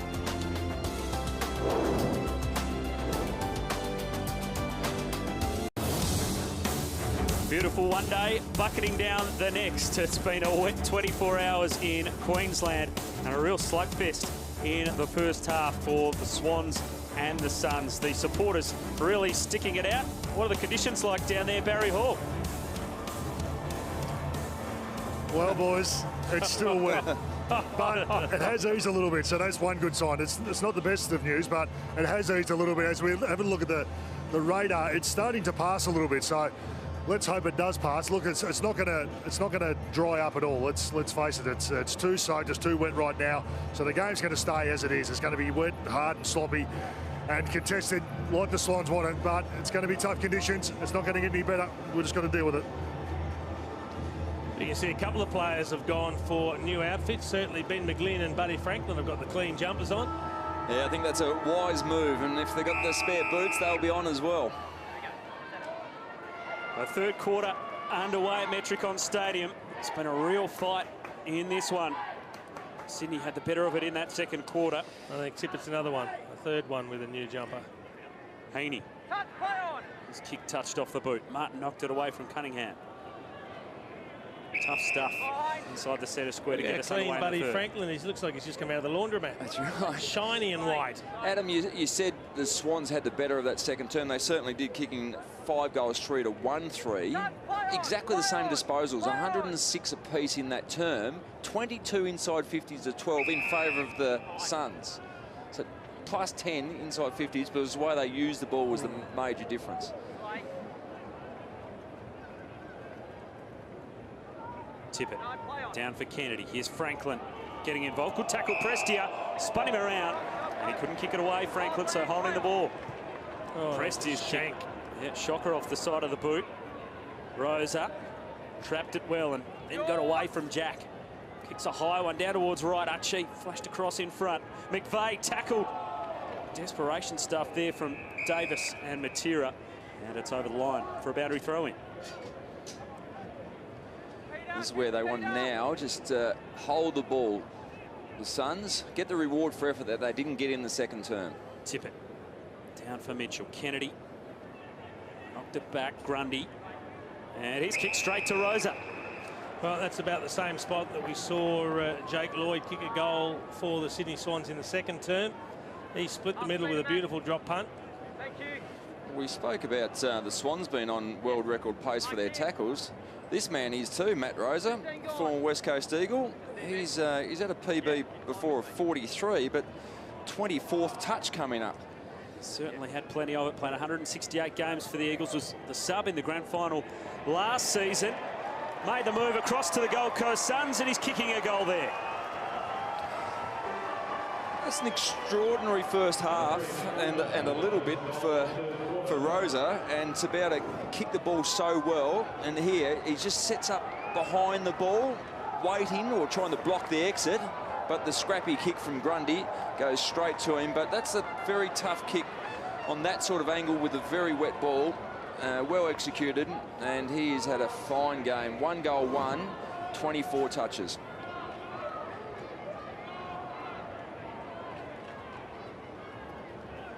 Back in the side, Matt Rosa after a hamstring injury, and you can see just how much that centre circle area has been chopped up. The heavy rain and the traffic through there in this game.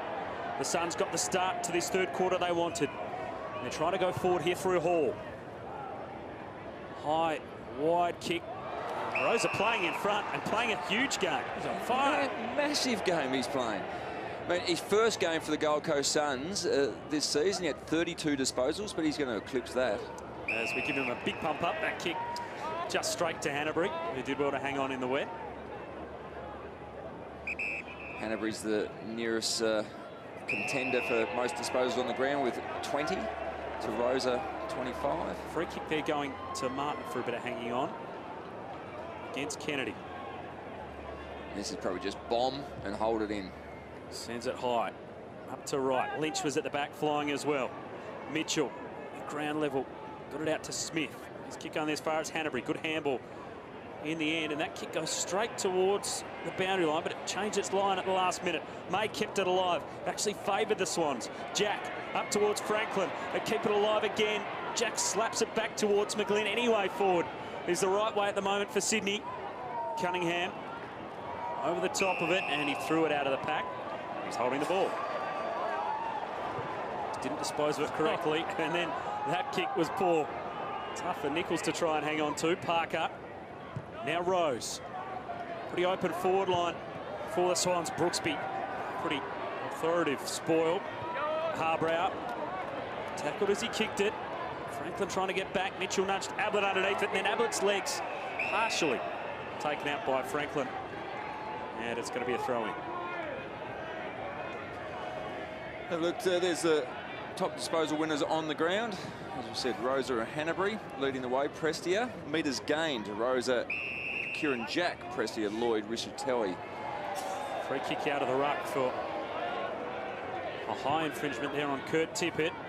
Kick is long. Heaney, fair shove, got pushed. Was he into Kolodjasny? It was a bit of a domino effect. I think Gary Rowan pushed the whole pack forward about 3 metres. Ball up the result. Tippett, the hit out. Many bodies in the pocket. Kennedy couldn't get it out of there. Rischitelli, a high up and under kick. Davis did well against a couple to see it to the boundary line. Have a look at this last pack. Gary Rowan just leans on them all. Brooksby, good old shove. Heaney into Kolodjasny. Leans generous. It's just a push in the back. Tippett down for Parker. Prestia there with him. Mitchell's handball was a rocket back to Smith. Davis collects. And his kick smothered by Marsh. And just his second game, Harry Marsh, man from Augusta Margaret River, down in the southwest of Western Australia. So a few years on the Swans list, finally getting an opportunity. Hanbury crashing through. Mitchell, almost a possession. Rosa extracts it. Ablett got it out to Nichols. Now Hall, the next link in the chain. High kick up to half forward. Right, got 2 to beat. Waiting down though. Suns have got the numbers. Tira tackled strongly. And it's going to be a ball up. It's Davis, in fact, the last man up. Tippett. Looking for a teammate. Rischitelli involved. Prestia as well. It's tight, tough stuff. And Lonigan down here, doing a few run-throughs. That right knee's heavily strapped, so we'll keep an eye on that one. Looks like he's about to come back on, so that's good news for him, but we'll keep an eye on that. He's been an important player. Gained a lot of metres for his team tonight. Kennedy sends that ball forward, but Harbrow chops it off. And normally the big switch would be onto Malcheski, but in these conditions, maybe just far too risky. Harbrow's going to go long. Just back up the line. And Archie got some really good protection from Nichols, who held off all the defenders. And now the Suns can go inside 50. Lynch attacking it. Took 3 along with him. That's the key. Perhaps I love the way he attacks the footy. And if you're in the way, you're going to get taken out, but he does it the right way, going for the mark, and he clears the pack. He brings the ball to ground. Inside 50 for the Suns. Back to the front of the pack. Archie dispossessed. Just have a look here. That's a good, honest competing for the mark. He bowls a couple over. And he's back up and into it. He's a rising star of the competition. If he isn't a star already, Tom Lynch, as Malcheski sends this one forward, right. Oh, good slaps work. it back in, keeps it alive to Sexton. Try to get clear. Smith had him in a vice-like grip, though. And the free kick to the Swans defender. It was clever from Peter Wright to keep the ball alive. Yeah, it was really good. And we see there's been a number of incorrect disposals not paid tonight, but Sexton in all sorts of strife there. Yeah, not a lot of change of direction happening. It's just back up the line to the pack. He's playing the percentages. Franklin with a leap. Harbrow was a really good pickup in the wet. Here. Here's Riscatelli. Traps it. Goes with a high one to the top of the square. Lynch wrestling against a couple. Archie at ground level. The handball stolen away. Rampy. Out to half back. Playing pretty well was Rowan. Yeah, he was held on to. Holding free kick against Martin. Almost knew that Rowan was away, so just held him up. Hanbury worked hard onto the wing. Couldn't get the handball far enough to McGlynn, who was cruising past. Harbrow's kick trapped by Marsh.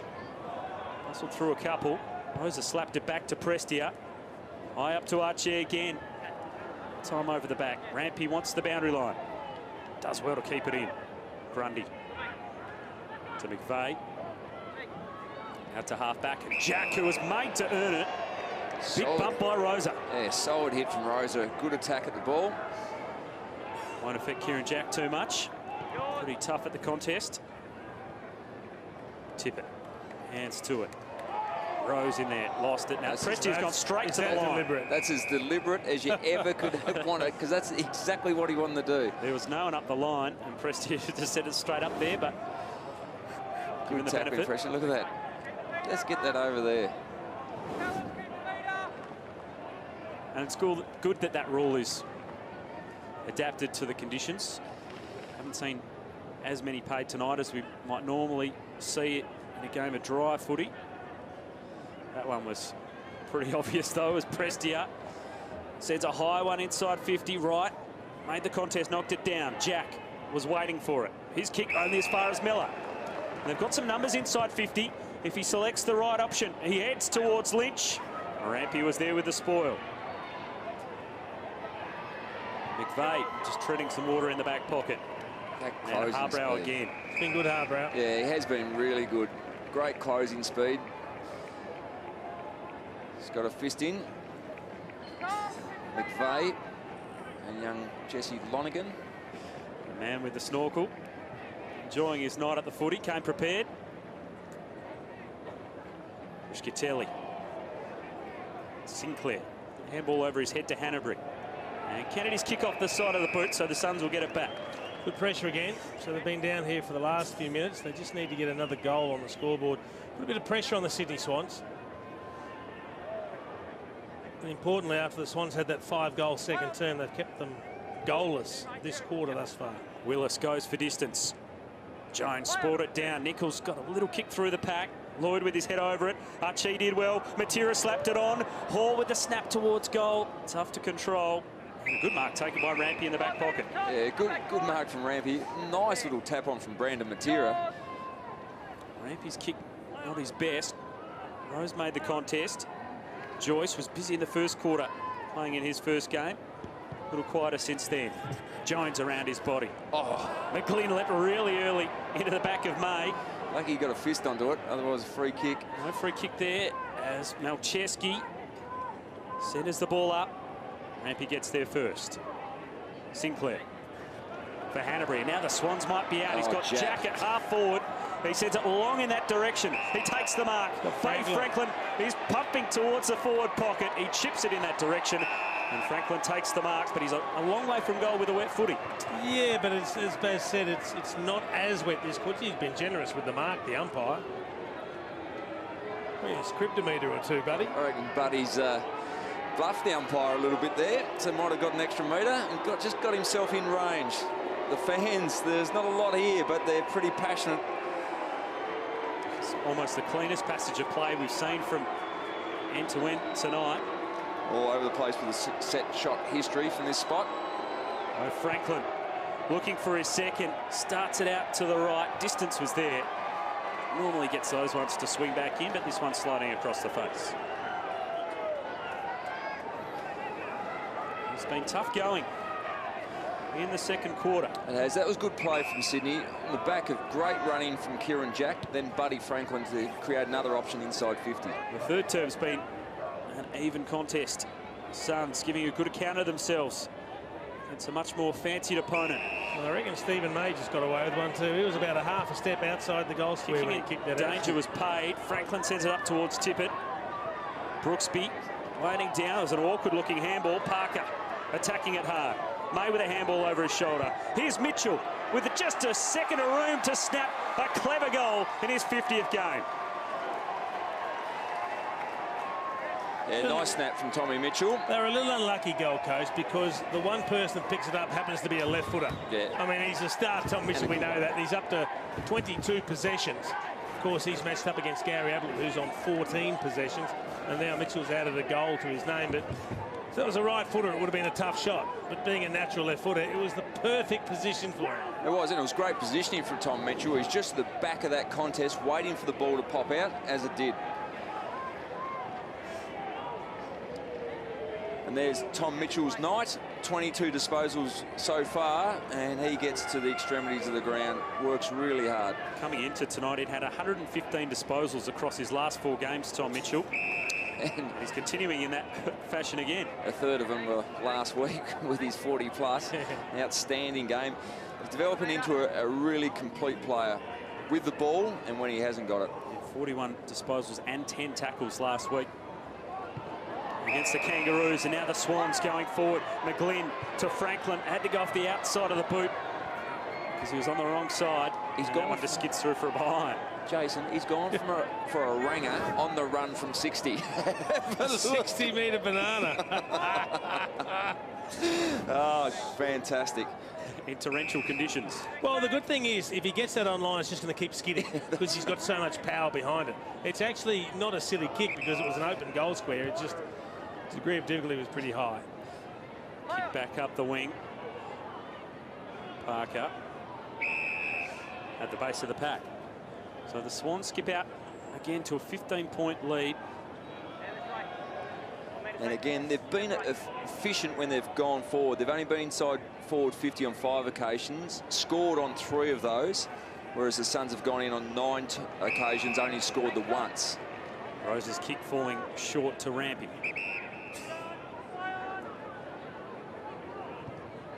He's going to a big pack of players. Up at half forward, Franklin flew from about 3 or 4 deep. Malcheski never kicked towards Matera. Miller's handball on the up was okay. Joyce tackled. He had one arm pinned.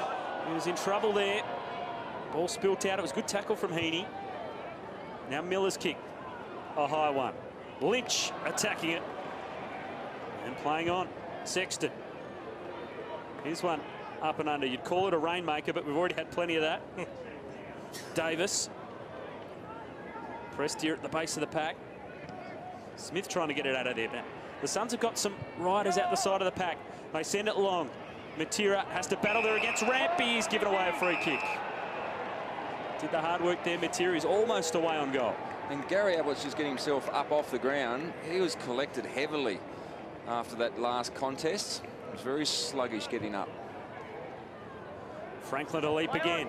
May right there with him. Sexton's kick, not 15. Miller had to slap it on. Swans players landed hard. Oh, he's the run. Jack through the middle of the ground. Cunningham held onto the mark. He had some runners going past. They can still move it, the Swans. Jack out wide to Rowan. He's got a couple of options inside 50. And McGlynn sliding in. Called a play on. Must have hit the turf. He wasn't sure about it, McGlynn. Oh. Now he's tackled and he's caught high. Well, it's a big bloke tackling a little bloke, and he had to get low, Keegan Brooksby. He had to get as low as he possibly could, and he stood tall when he tackled. He did. Ben McGlynn had no idea the big centre half back was on way. Here he goes, plays on. He does, and he chips it short. Must have just been the 15 to Kieran Jack, who'll go back and have the set shot. Yeah. Set shot. Stephen May and Michael Riscatelli having a little bit of a point at each other argument, saying who was supposed to be cutting off that space. He can deal out a fair spray, can Stephen May. There was a lapse in concentration. Everyone expecting McGlynn to have a shot. Hasn't kicked a goal from this spot. Basically, we're thinking left. Kieran Jack to just give a little bit more momentum to the Swans. It was good shepherding by Sinclair on the line to allow Jack to kick the goal. Yeah, well done. A lapse in concentration from the Gold Coast Suns on that occasion. Yeah, very interesting. We're just going to show Gary Ablett, who got taken off the ball. You can see Gary Ablett right here. He's going to track through here, and I think the man that gets him might be Josh Kennedy. You just watch a little body check off the ball. Or in fact, is it Laidler? It's Jeremy Laidler that gets him. Just puts him down off the ball. That's when he said he took a while to get up, Lynchy.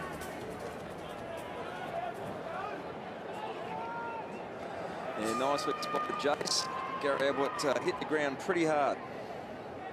So Swans now out by 21, which is a very handy lead in the wet conditions we've got here at Metricon Stadium. Rowan can send the Swans inside 50 again. McGlynn making space. Harbrow just with a nudge at the crucial moment. He wastes no time playing on out of fullback as well. Important mark for Sexton. He hangs on to it.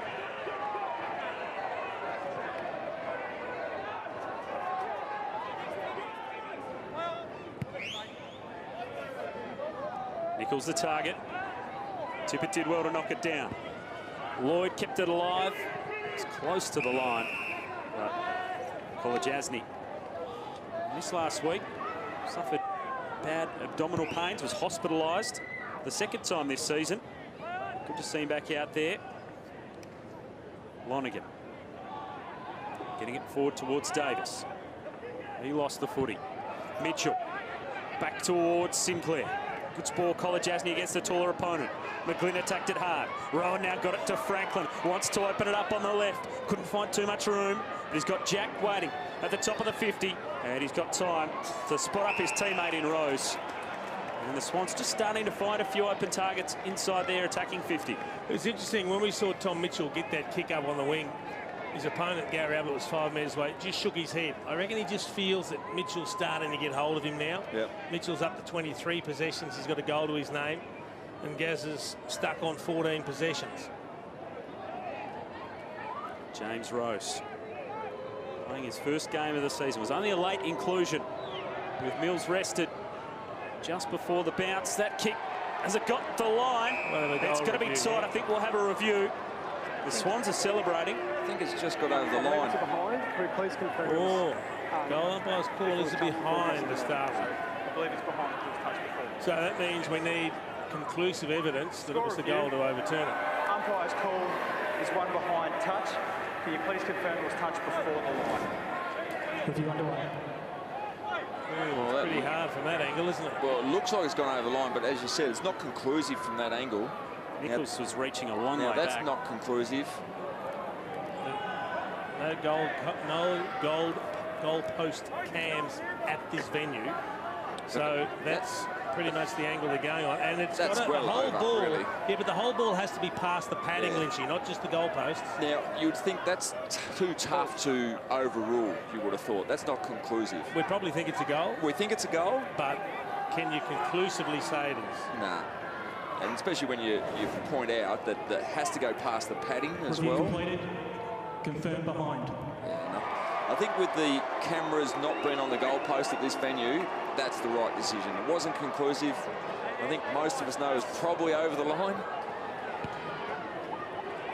So potentially a goal miss there for the Swans. They do hold the advantage though. So a bit of a let-off for the Suns. You spoke about, Adam, that's starting to get a little bit of control, and their marks inside 50, they can actually hit targets inside 50, so they've had the 8 forward 50 marks to the Gold Coast Suns, just the 4. Scatelli. Ablett through traffic, did well. Rampy. There's a hot handball out towards Laidler. Now Smith has got it in under the pack.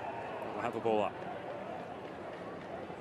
Important stretch as we head in towards three-quarter time. You can see the Swans have been piling on the scoreboard pressure. What a great tab. The high kick goes inside 50. The race is on. Jack with some great speed. They're closing on Martin. Martin kept it alive. Jack still harassing him. Oh, it's out in the full. And it's going to be a free kick going to the Suns. Jack not happy. Good leg speed, Jack Martin. Yeah, it was enough, and I think he felt Kieran Jack, but good composure to keep the ball in front. Jared Harbrow. Games record holder for the Suns in their short history. Sends it up the wing. Fay tackled strongly. Sydney retained possession. I went up to the 50 again, but a good mark taken by Kolajasny. Players just finding it a little easier to hang on to the football in this third quarter than they did in the first half. Brooksby. Has to be good with a kick. McGlynn closed quickly. Yeah, Rosa waited for it. McGlynn keeps it in. Brooksby goes to help out, and his strength sees Rose over the line. Let's get down to Barry Hall. Well, it's a tackle fest, boys. We knew it was going to be 98 tackles for the Swans, 80 for the Gold Coast Suns. They spoke about 90 plus. They're probably going to achieve that. And look, they've done a good job. It's just probably they've lacked a little bit of class going forward. We've seen the Swans, and you spoke about Lynchy. 8 marks inside 50 in these conditions, worth its weight in gold. Sawley has Parker. Rookie down there, Prestia. That one is straight to the boundary line again. How will that be viewed? Deliberate. Deliberate. You talk about those tackles. Only 4 times since tackles have been recorded has the team registered more than 120. So Sydney have the opportunity to become the 5th team ever, and they're just 98 tackles at the moment. Franklin nudged under that ball well. Kolajasny taking them up.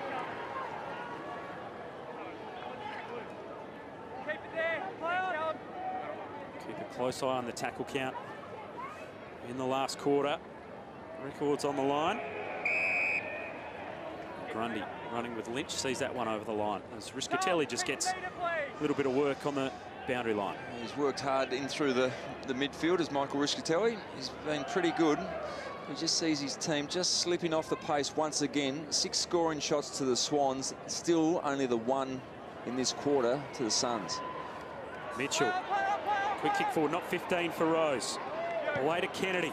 Kennedy along to a one-on-one. Franklin's got the sit there. May threw him out of the area, and Brooksby recovers to send it through for a rush behind. He may have been a touch stiff, Buddy Franklin. And I think Stephen May, like in this situation, he's pushing the boundaries because Buddy Franklin had the perfect position to hold him under the ball. So he errs on the side of giving a free kick away, got away with it, and saved the goal. Off hands, Mitchell could tackle Ablett.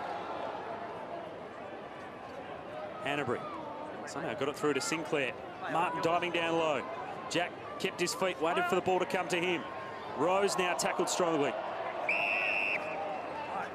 Ball up, 2 minutes till three-quarter time.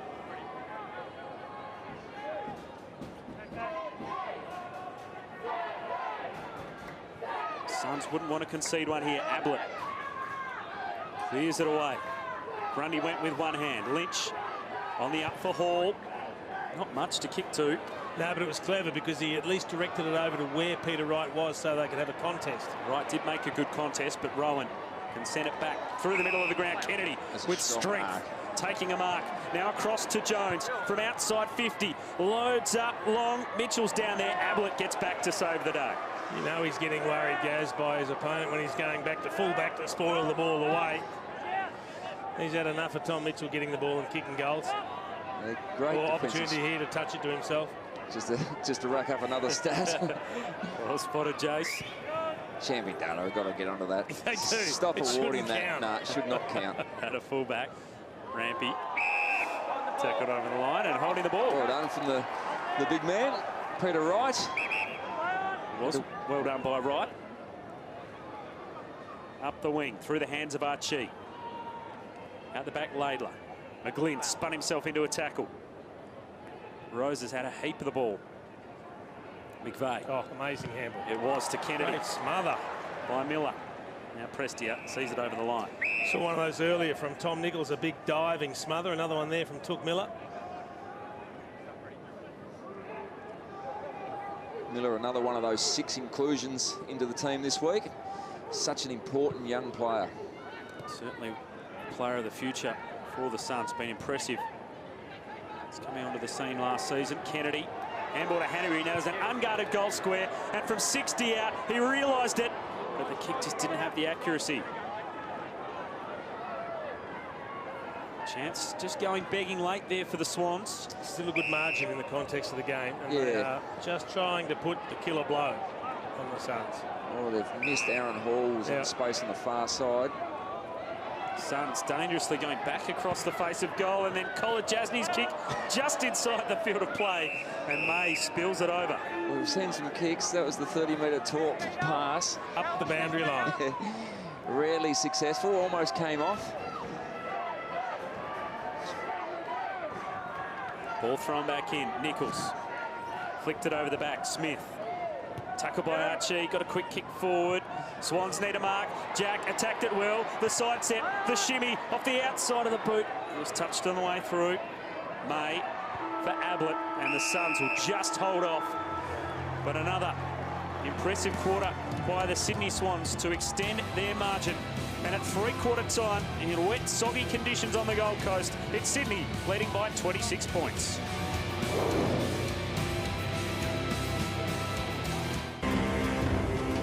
It's been a tough night at the office. Well, wet conditions at Metricon Stadium making it tough for all comers. The players have been throwing themselves in left, right and centre. And a big goal by Tom Mitchell in that 3rd quarter helped Sydney on their way to a lead at 3/4 time. It is the Swans by 26 points as we turn for home. Yeah, no doubt the Gold Coast Suns just slipped off the pace a little bit in the contested possessions, and the Swans really started to get up and going. Let's go downstairs to Barry Hall. Yeah, Stewie, competitive game of footy. The take-on's been a real feature, but important to finish off now. Yeah, we were a bit disappointed first half, particularly 2nd quarter, at the start of it. But, yeah, back in the game. Even the first 5 minutes of that quarter, we thought we were beating in contested ball, but fought back. Yeah, Gold Coast keep coming, don't they? Yeah, they do. Credit to them. And game's not over, so we certainly stress that to the boys. What's the message of the 3/4 time? Centre bounce has been a worry all night, but we won all that quarter, so if we can get it going our half, we thought our speeds troubled them, but you've got to get it down there. Thanks for your time. Get out of the rain. Cheers. Been a number of really good battles tonight. Certainly Tom Mitchell and Gary Ablett, one of those. And Tom Mitchell really continuing his impressive form. He's had 26 possessions, 17 of them contested, 5 clearances, 9 tackles, and kicked a goal. And the little champ Gazza has had 18 possessions, 11 of them contested, and 6 clearances of his own. Yeah, he's had to work pretty hard, Gaz, and as you said during that 3rd term, had to work really hard defensively on the last line of defence, because Tommy Mitchell had a big 3rd term and was looking very dangerous. What is in store in the final quarter? Gary Ablett lift his side back into the contest. 26 points, the margin at 3/4 time. In these sorts of conditions is tough for the Suns. Many of the stats are very similar across the board, but it's just the ability to hit targets has been the big difference, especially inside 50 for the Swans. Final quarter underway from a very soggy Metricon Stadium, and Parker gets the first clearance forward. Franklin tried to slap it on. Sexton to Ablett. Not 15 on the kick. Rose intelligently knocked it down for Parker. Cunningham couldn't hang on to it. Bit of a mud pit in the middle of the ground. Nichols' kick didn't go far enough.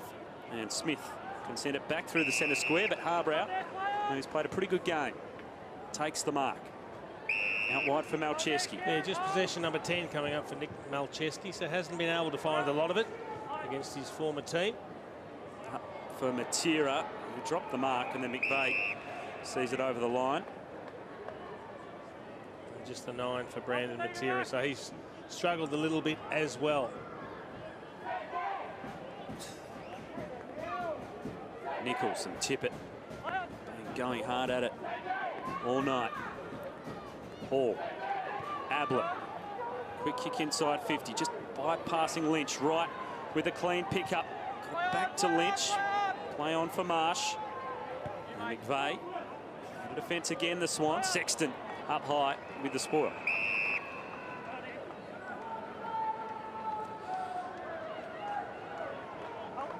Back in the team, Alex Sexton, after a broken forearm a few weeks ago.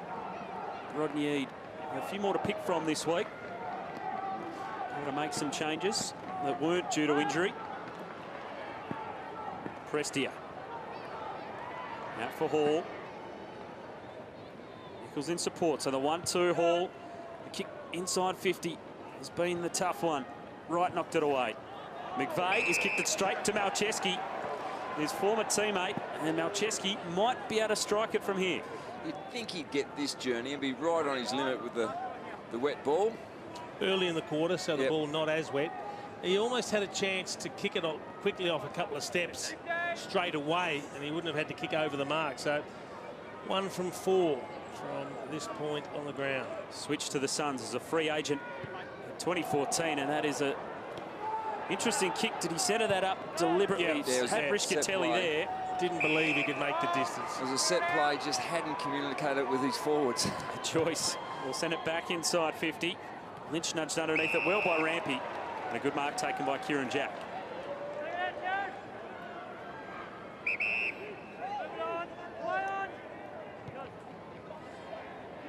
Long out to halfback, Sinclair providing the contest. Rose, Heaney, didn't have much distance on it. Brooksby under pressure. Sinclair goes again, gain some more ground up the wing. Martin for Ablett. Suns to go forward again. They've had a good amount of possession to start this final quarter. Well, they can't find a way forward there. Hanbury up towards Franklin. Wright did pretty well to get a fist on it and knock it down. Franklin's handball. Smith there, Prestia. And they'll go forward again, the Suns. Miller, Harbrow has to handball it to himself almost. Nearly missed it with his hand. Hall was the target. Sydney do well to win it back. Hanbury heard the voice or spotted Jones. They'll send it inside 50. That was a good kick. Beautifully creeping forward. Beautifully weighted kick. Could have blazed away, but had Stephen May 50 metres behind the ball, so he would have no doubt spoiled it over the line, but just weighted the kick to Gary Rowan, who we know is a very long kick for goal, so I don't think this distance will be troubling at all. The first goal of the game, Gary Rowan. Hasn't had too many shots from this position through his career.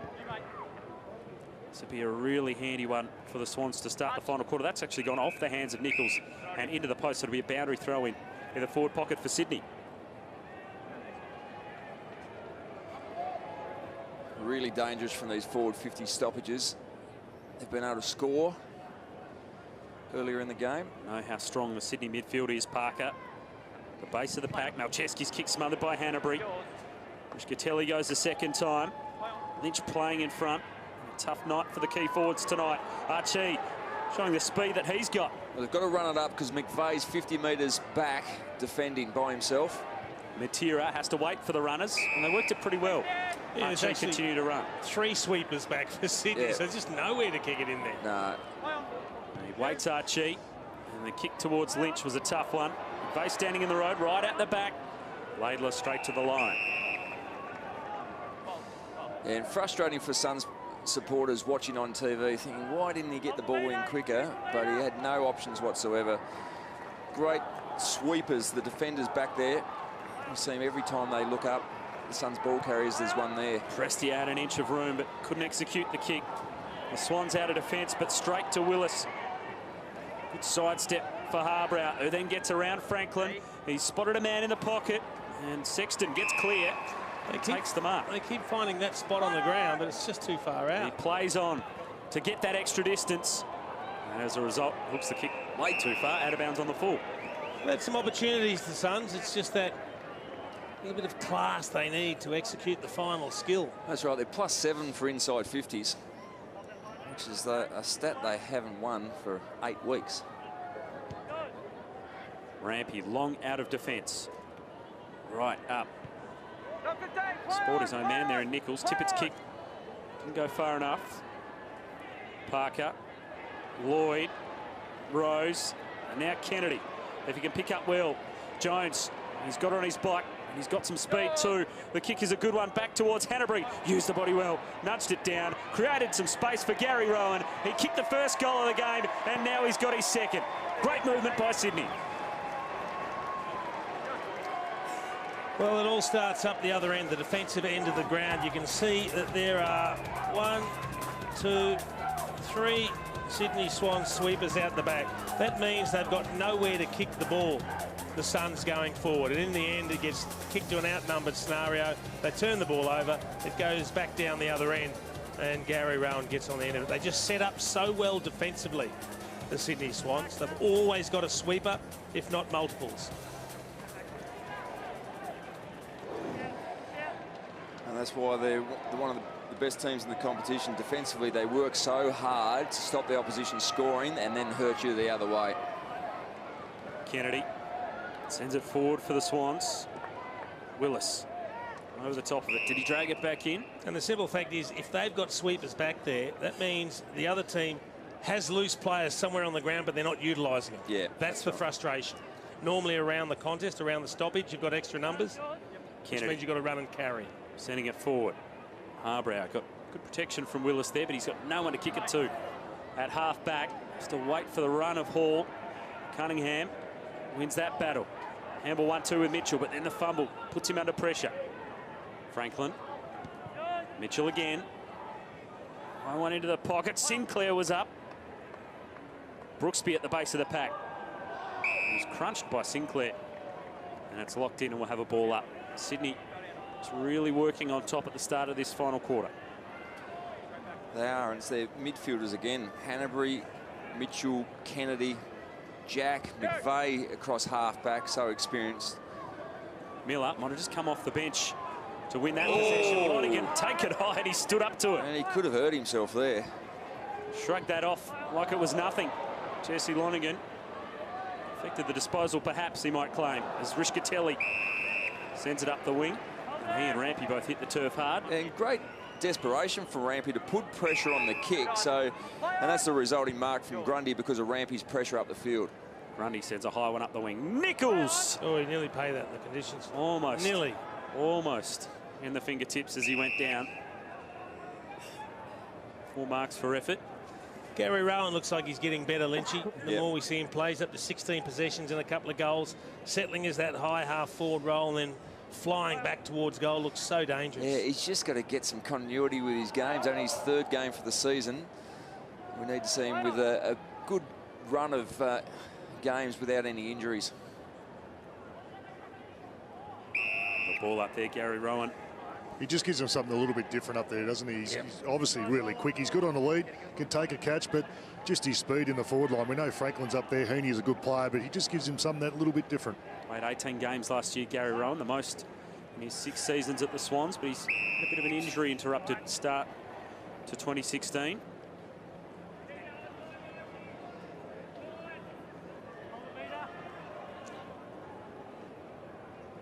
Tippett with the hit out down, but Prestia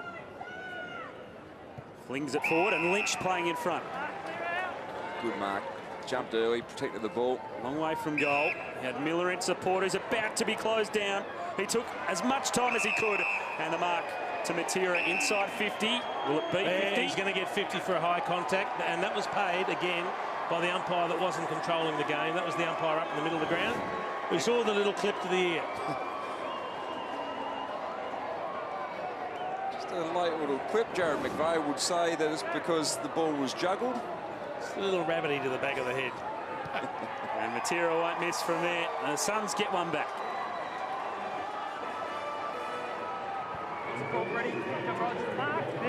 And nice use from Miller.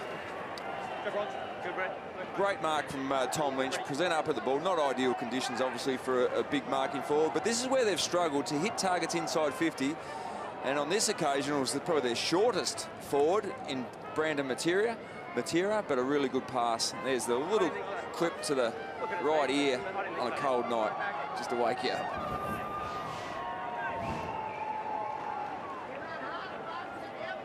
Well, they have just broken a personal record, the Sydney Swans. 111 team tackles. That is a club record. There's a lot of hard work. A lot of tackles. As they bust out of the middle here through Kennedy. To the 50, Heaney on the lead. I don't call it Jasny to knock that one away. Lloyd was clever. Back in the Heaney direction. Just with the first attempt off the ground. Got a disposal away. May just waited for the tackle of Sinclair and held it in. Saw Heaney involved there. He's only had the 9 possessions. He struggled to get the ball, but he's had a team high 11 tackles. That would please John Longline. And just on the tackles, boys, we spoke about the Suns and how important the tackling is to them. They've had 105 also, so they've ticked that box today. Gary Ablett leading the way with 12. Hold in. Thanks, guys. We've still got just under 12 minutes to go. Those numbers are going to continue to climb.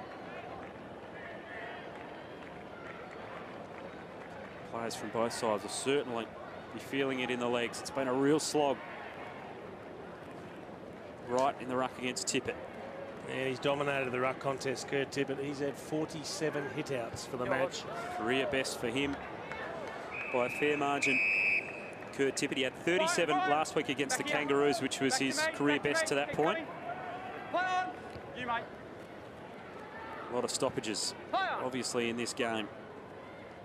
Kennedy to the live to McGlynn. Jack working in a tight space. He was too far over the line. As we get back down to Barry Hall, how are the conditions down there? Oh, as you can see on the radar there, it's starting to clear up now, boys. It's just a really fine mist, and isn't it great? Nice clear weather for the drive home. I wish it happened 2 hours ago. Well done, Baz. You've been courageous down there. Clean run back up the highway. Hasn't been easy. Prestia. Kennedy from the paint of 50. Heaney down there, uses the body well, takes a good contested mark. I've just spoken about how quiet he's been. But one thing he always does is he has a go. He competes, he contests. He's a footballer, this young man, and that's a terrific contested mark. Never out of the contest. And this is really good. Up against Kyle Jasny, it's been a good contest, gets rid of his opponent, and with the second grab, brings it to ground.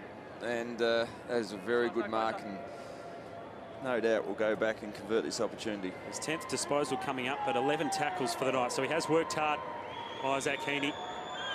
And from directly in front, he extends the Swans' lead out again. And that is a really good result, isn't it? As you said, struggled for touches, Jace, but 11 tackles. So he's doing the work defensively. And he's had to work hard with those 10 possessions. 7 of them have been contested. So he hasn't been given much space by the Suns defenders, and a really good grab. Superstar in the making for a long, long time for the Sydney Swans.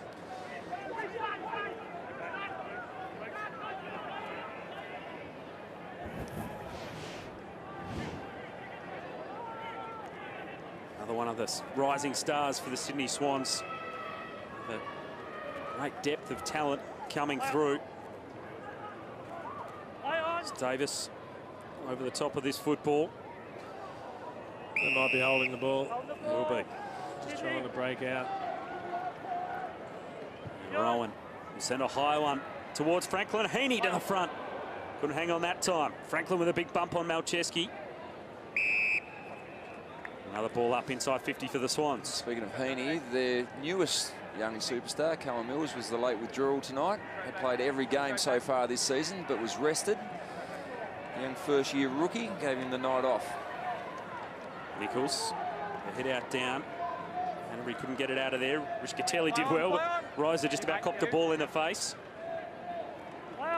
Rampy, handball back, Archie, looked clean. Retrieve the fumble. Kick up the wing. Is slapped out of play. We spoke about it before the game, but Sydney, 6 debutants this year. As we see the Falcon from Matt Rosa from close range. 6 debutants this year for the Swans. Really setting themselves up for the future whilst also playing in sensational form. Heading towards their 9th win of the season. Ablett up to half forward. At the fingertips of Wright. McVeigh, Cunningham, and Ablett will get a touch. And you mentioned those just inside the boundary line. You mentioned those debutants. They've been able to recycle. We're in the midst of recycling their midfield with McVeigh and Jack playing out around the flanks and allowing the young stars to sort of get in through the midfield. Prestia makes a kick forward. Davis playing in front, back to his feet quickly. Almost cat-like. Not 15, that kick. Heaney in the row. Lloyd, another one of those emerging players, but that kick not a great one. Rosa had a heap of the football in the first half. Yeah, I think that was just his first possession in the final quarter. Yeah, it was. Spot on. Martin wide now for College Asney.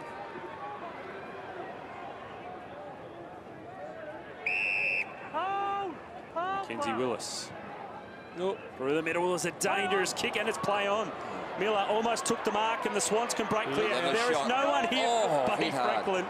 But a big hit, a huge bump there by May affected the kick. Got in low, just took him out of the hips. He was close to the legs.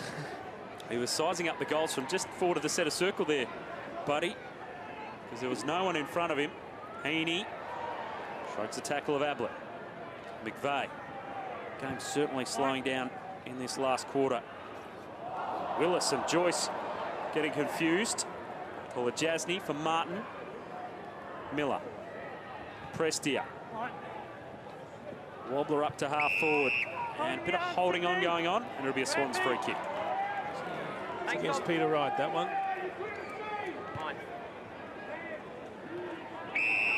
Just under 8 minutes to go in this one.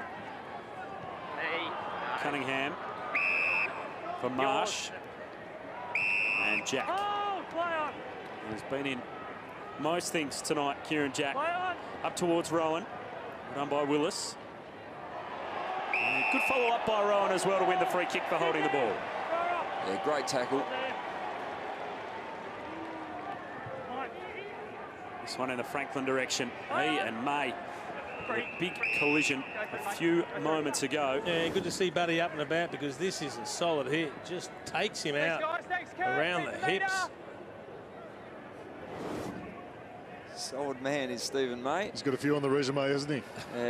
He can put the crosshairs on you and go real hard. Well, I'll tell you what he does do, though. He takes the suspension for high contact out of play when you go there, doesn't he? Yeah.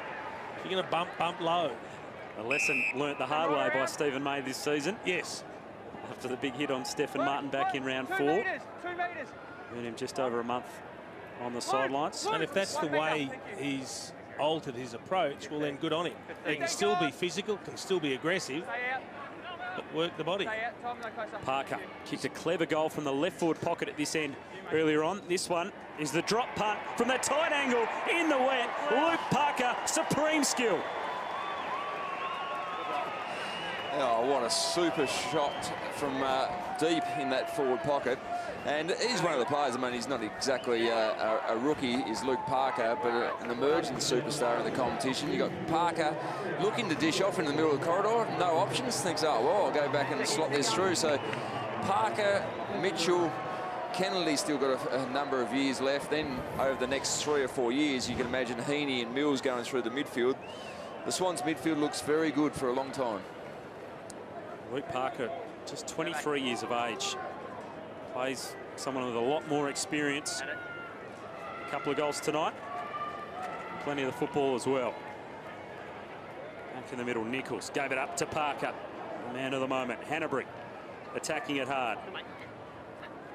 Willis, overrunning it. Ablett got it from Miller. May, just on the boot. Towards Davis, has battled hard with Marsh. Archie skips clear. Miller. Up for Lynch. Good spoil away that time by Rampy. He's been at him all day, Dane Rampy. He's been absolutely superb in that matchup. And Jesse Lonergan there, boys, as you see, iced up. He's done for the day. That right knee was heavily strapped. He couldn't get through the rest of the game. So let's hope that's not too serious. The last thing the Suns need is more injuries. He's been one of the good news stories for the Gold Coast Suns in a really tough year. As Jesse Lonergan worked hard over the pre-season, dropped 5 kilos, and he's been rewarded. Played every game this season up to this point. Hopefully he'll be able to continue his run going, because he cemented his spot over the last couple of seasons. He'd be looking to emulate similar numbers to Dan Hanbury. He's had 35 touches so far tonight. It's his 6th game in a row over 30. He's had a huge year. It's the 50th hit out for Kurt Tippett tonight. It's a good effort, isn't it? He has dominated. You've got Tom Nichols on 19. Wright's had 5 and Lynch has had 4. But Tippett's had 50 hit-outs and Sinclair's 17. So they have dominated the hit-outs, 67-28, the Swans. That move to the #1 ruck position seems to have paid dividends. He's having a career-best year. Funnily enough, 67-28, they've won the hit-outs, but they've lost the clearances, 46-40. That ball just drifting over the line. And possession back to the Swans. Not often the Sydney Swans lose the clearances, so Gold Coast have done really well in that area. They're also in front in the in actual fact, it's even the contested possession. Which is a win, because at least they're competitive, and we've basically got the extremities of contested ball teams, the top versus the bottom. There's the tackle count, 122-110. So the KPI for Rodney Eade and his team of 90 has certainly been eclipsed. Just haven't been classy enough when they've had the ball in their hand. And Sydney just the 5th team to ever get over 120 tackles. Down. Have we go. It's a very good effort. Nichols, down, Parker sends it forward. Heaney in front. A good battle with Kolajasny. Sexton. Way for Brooksby. Had it tough for Ablett. Mitchell didn't give him a millimetre. Speaking of Mitchell, I mean, he's had another 30 disposals today and 12 tackles. 12 tackles along with Heaney with a dozen as well.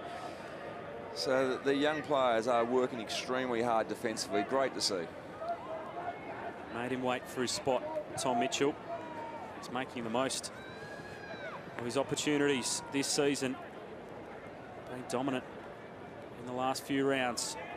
Doing a job, but also winning the footy. Ablett. Prestia. Up for Lynch. Looked under the footy a little, but attracted a crowd. Allowed Archie to wait down and win possession.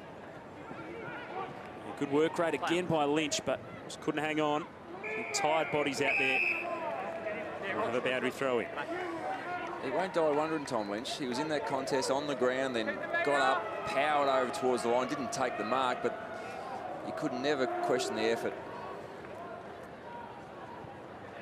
Sinclair with the hit out down, only as far as Ablett. And holding the ball.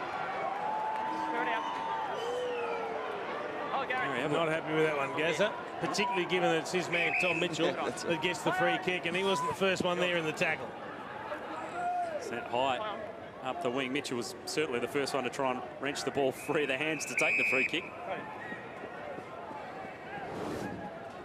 Callum, keep the meter. He actually pushes Mitchell away, and then he runs into, can't quite see who it is. It was a bonus one, that one. Yeah. Nichols and Sinclair share it in the ruck. Mitchell, Parker, missed with the handball. And Smith waiting back. I went a half forward. Harbrow flung himself at it. Lloyd extracted it to Rose. Now Sinclair did not look where he was kicking to set it high to the top of the square. And Brooksby, he spilt the mark. Heaney waiting there. Brooksby to the line. And sees it over well. Boys, keep going. As we look ahead to the run coming up, John Longmire pretty happy with the way his side sits, but the Giants game next week is huge. Big. They went down in a close one down at Simmons Stadium against the Cats. Oh, that's going to be a beauty next week. And it's that spotless.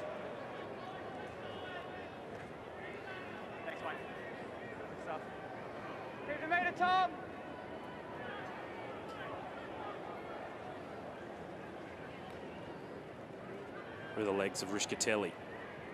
Kennedy couldn't get a kick away either. Miller pressed here. Malcheski back up the wing. Laidler couldn't hang on to the mark. Hall pushed off his kick. McVeigh had one arm pinned. Davis trying to get out of there. Another tackle to Mitchell. McVeigh soccers it forward. Here's Joyce. On debut. Rischkatelli for Malcheski. And Lynch up the line. Archie just flashing across in front of him. Little Gazza Ablett just come from the ground. Have a look at that left shoulder. So that's a bit of a concern for Gary. We know he's had shoulder injuries before, but it's been a tough day at the office for Gaz.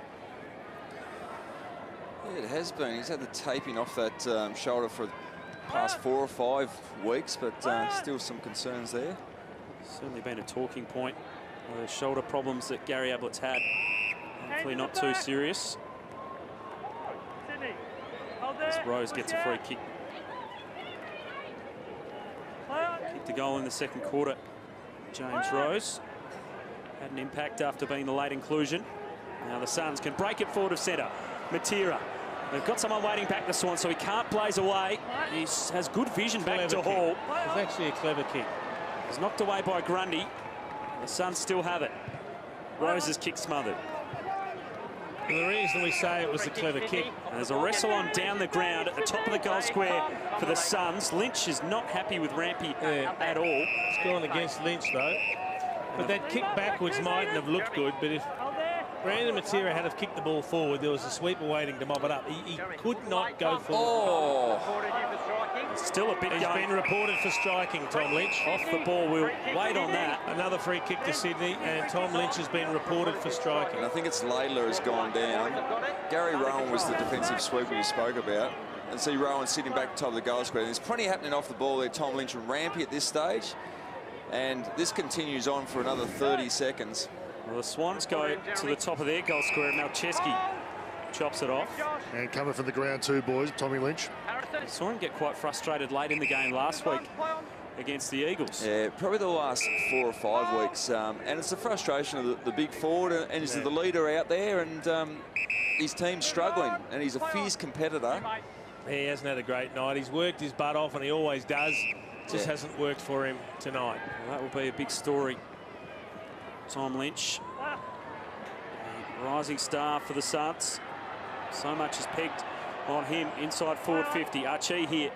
There's the keeper again. Got it to right, and Rowan waiting back. They've just had an extra number behind the football all night, Sydney. They've done that so well, better than a lot of other teams I've seen in recent times, to have that person back there sweeping. Here's Tom Lynch and Jeremy Laidler. Umpire's right there. A few words been exchanged. Not much in that. Not much in. He was being niggled. And what happens is that's a fine. He comes straight for the ground, boys, straight to the phone. So Rocket would have given him a piece of his mind. Look, it was dumb. It was silly. He didn't need to do it. Hope he's only fined for it. Oh, well, that's what they've been given week in, week out. There's been fines for that.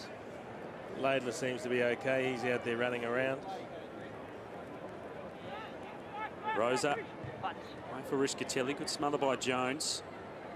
And a heap of smothers tonight, as you expect in these conditions. Joyce showed some good evasiveness there, and the Suns able to work it forward. Can they get a late one? Malcheski goes wide.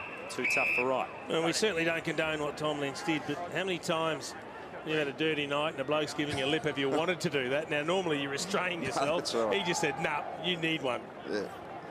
Ball spun back in. Time ticking away on this one. Parker. Matera. Rosa. Still time, but chopped off by Rampy. The Gold Coast Suns played with plenty of spirit, but in the end, the Sydney Swans able to flex their muscle, winning by 38 points. Yeah, super performance for the Sydney Swans in really tough conditions, but it was their hard-nosed midfield that were the difference in the end. Hanbury, 36 touches, Kennedy 33, Tom Mitchell in game 50, 33 disposals, just behind his dad, Barry Mitchell, who in game 50 had 34. But Tom Mitchell was very good. Kieran Jack, Luke Parker, McVeigh, the list goes on. From a Gold Coast Suns point of view, think they'd be concerned about Tom Lynch's report, but they'd be pretty happy. They were competitive with contested ball, something they've really struggled at. They tackled well, but it was just the class on the outside that was the big difference between the two teams. 9-2, the Sydney Swans. They are cruising along in second spot on the ladder, and they look like they are going to be very, very hard to beat in the race for the Premiership 2016. Yeah, healthy list, and the question marks over their back line continue to get answered. They stand up week in, week out. And again, tonight, they were outstanding. And Barry Hall is downstairs with one of the superstars of the competition, and certainly superstar for the Sydney Swans, Buddy Franklin. Yeah, got the big part. Well, it was a good victory in the end. They just kept coming, the Gold Coast Suns, but it was yet to earn it. Yeah, we did. It was a hard-fought effort by the boys tonight, but they came to the party and played really good football, so we had to really dig in to get the points, but the boys in the middle in that contested part of the game really set up for the win tonight. Stevie May was a really good duel between you two. He's a physical young man. Yeah, he is. He's a super defender, and had my work cut out tonight against him. But in the end, we end up winning, so that's all that matters. Tommy Mitchell, 50 games. It's going to be a long career for him. He's going to be a 200-plus gamer, but geez, he's been in really good form. Yeah, he has. The last 3 weeks for the football club, he's been absolutely super. To play an Ablett and have that many touches against him was a credit to him, but yeah, he's going to have a super career. How do you go with the weather? I know as a key forward, I used to hate it playing in it, but a key forward like yourself, we know you like it on the ground, and you don't necessarily rely on your marks. How do you go in the wet? You just got to bring it back to work rate, especially in the rain. It's about just getting up the ground and probably getting it out the back a little bit more than getting laid up. So that was what we had to do today, is just get up the ground and work it back. Giants next week, it's massive. It's a big game. They've lost 2 in a row now, and they'll be breathing fire. Yeah, they're playing some good football, so we're going to have to be playing some really good football to knock them off back in Sydney, but we look forward to that challenge, playing them. Go get dry. Beautiful. Cheers, mate. Barry Hall there with Buddy Franklin, and that game next week is going to be huge. The Giants so much improved this season, and the older brother, the Sydney Swans, will still want to hold their authority over the younger. They are playing some good footy at the moment, the Sydney Swans, as we head back down to Barry Hall. Yeah, thanks, lads. Well, it was a bit of a slog, Hannahs, but they really made you earn it. They kept coming, the Suns. Yeah, they did. It was a pretty hard contested game. I think the different stages they were leading in that area, and to our guys' credit, we thought after half-time we really lifted in that area, and in these sort of conditions, you've got to really be strong in the contested footy. Tackling was a real feature, though. Did you speak about that pre-game, or is that just a part of yours now? Oh, not really. It's sort of a given week to week. It's something we really focus on training, and it's one of our key indicators game day. But in conditions like this, it's almost inevitable in a way. And Gold Coast, GWS next week, huge game. Oh, it's massive. They're a top 4 side this year. I'm not sure what the result was against Geelong, but saw the first quarter and they played really well. And it's a really big rivalry, and it's going to be a massive game for us. Good luck. Thanks, mate. Cheers. Barry Hall down there with Dan Hanbury. The Swans get a well-earned drink after a pretty tough night at the office. Just a lazy 36 possessions for Dan Hanbury, the second most on the ground behind Dion Prestia, who ended up with 38, but he had 6 clearances, 17 contested possessions, and 5 tackles amongst his 36, Dan Hanbury. He is a star. They've got so much depth and quality in the midfield. They just keep regenerating for tilt after tilt, don't they? They do, that's the thing. And they've got the next generation sitting around the flanks and playing in the forward pocket at the moment. They're looking really good, but as Baz was talking about, massive game next week. Sydney Swans GWS should be a cracking game in Sydney. Looking forward to that one, but the Sydney Swans, they just seem to go from strength to strength.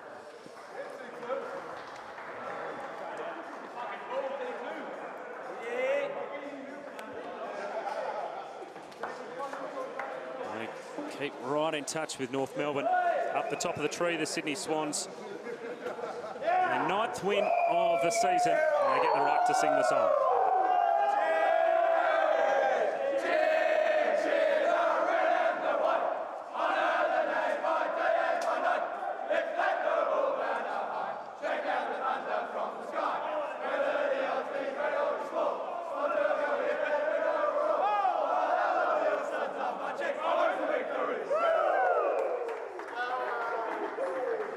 So Sydney victorious by 38 points as we have a look at the standings. Important victory to stay up near North Melbourne at the top. It's exciting, isn't it? It's tight, and there's so much jockeying for positions, not just inside the top 8, but inside the top 4 and inside the top 2. Geelong managing to get over GWS, so they hang on to 3rd spot. But Sydney, with that percentage, if North Melbourne slip up, they will find themselves on top of the table. So every weekend there's just massive games, and we look forward to seeing it again next week.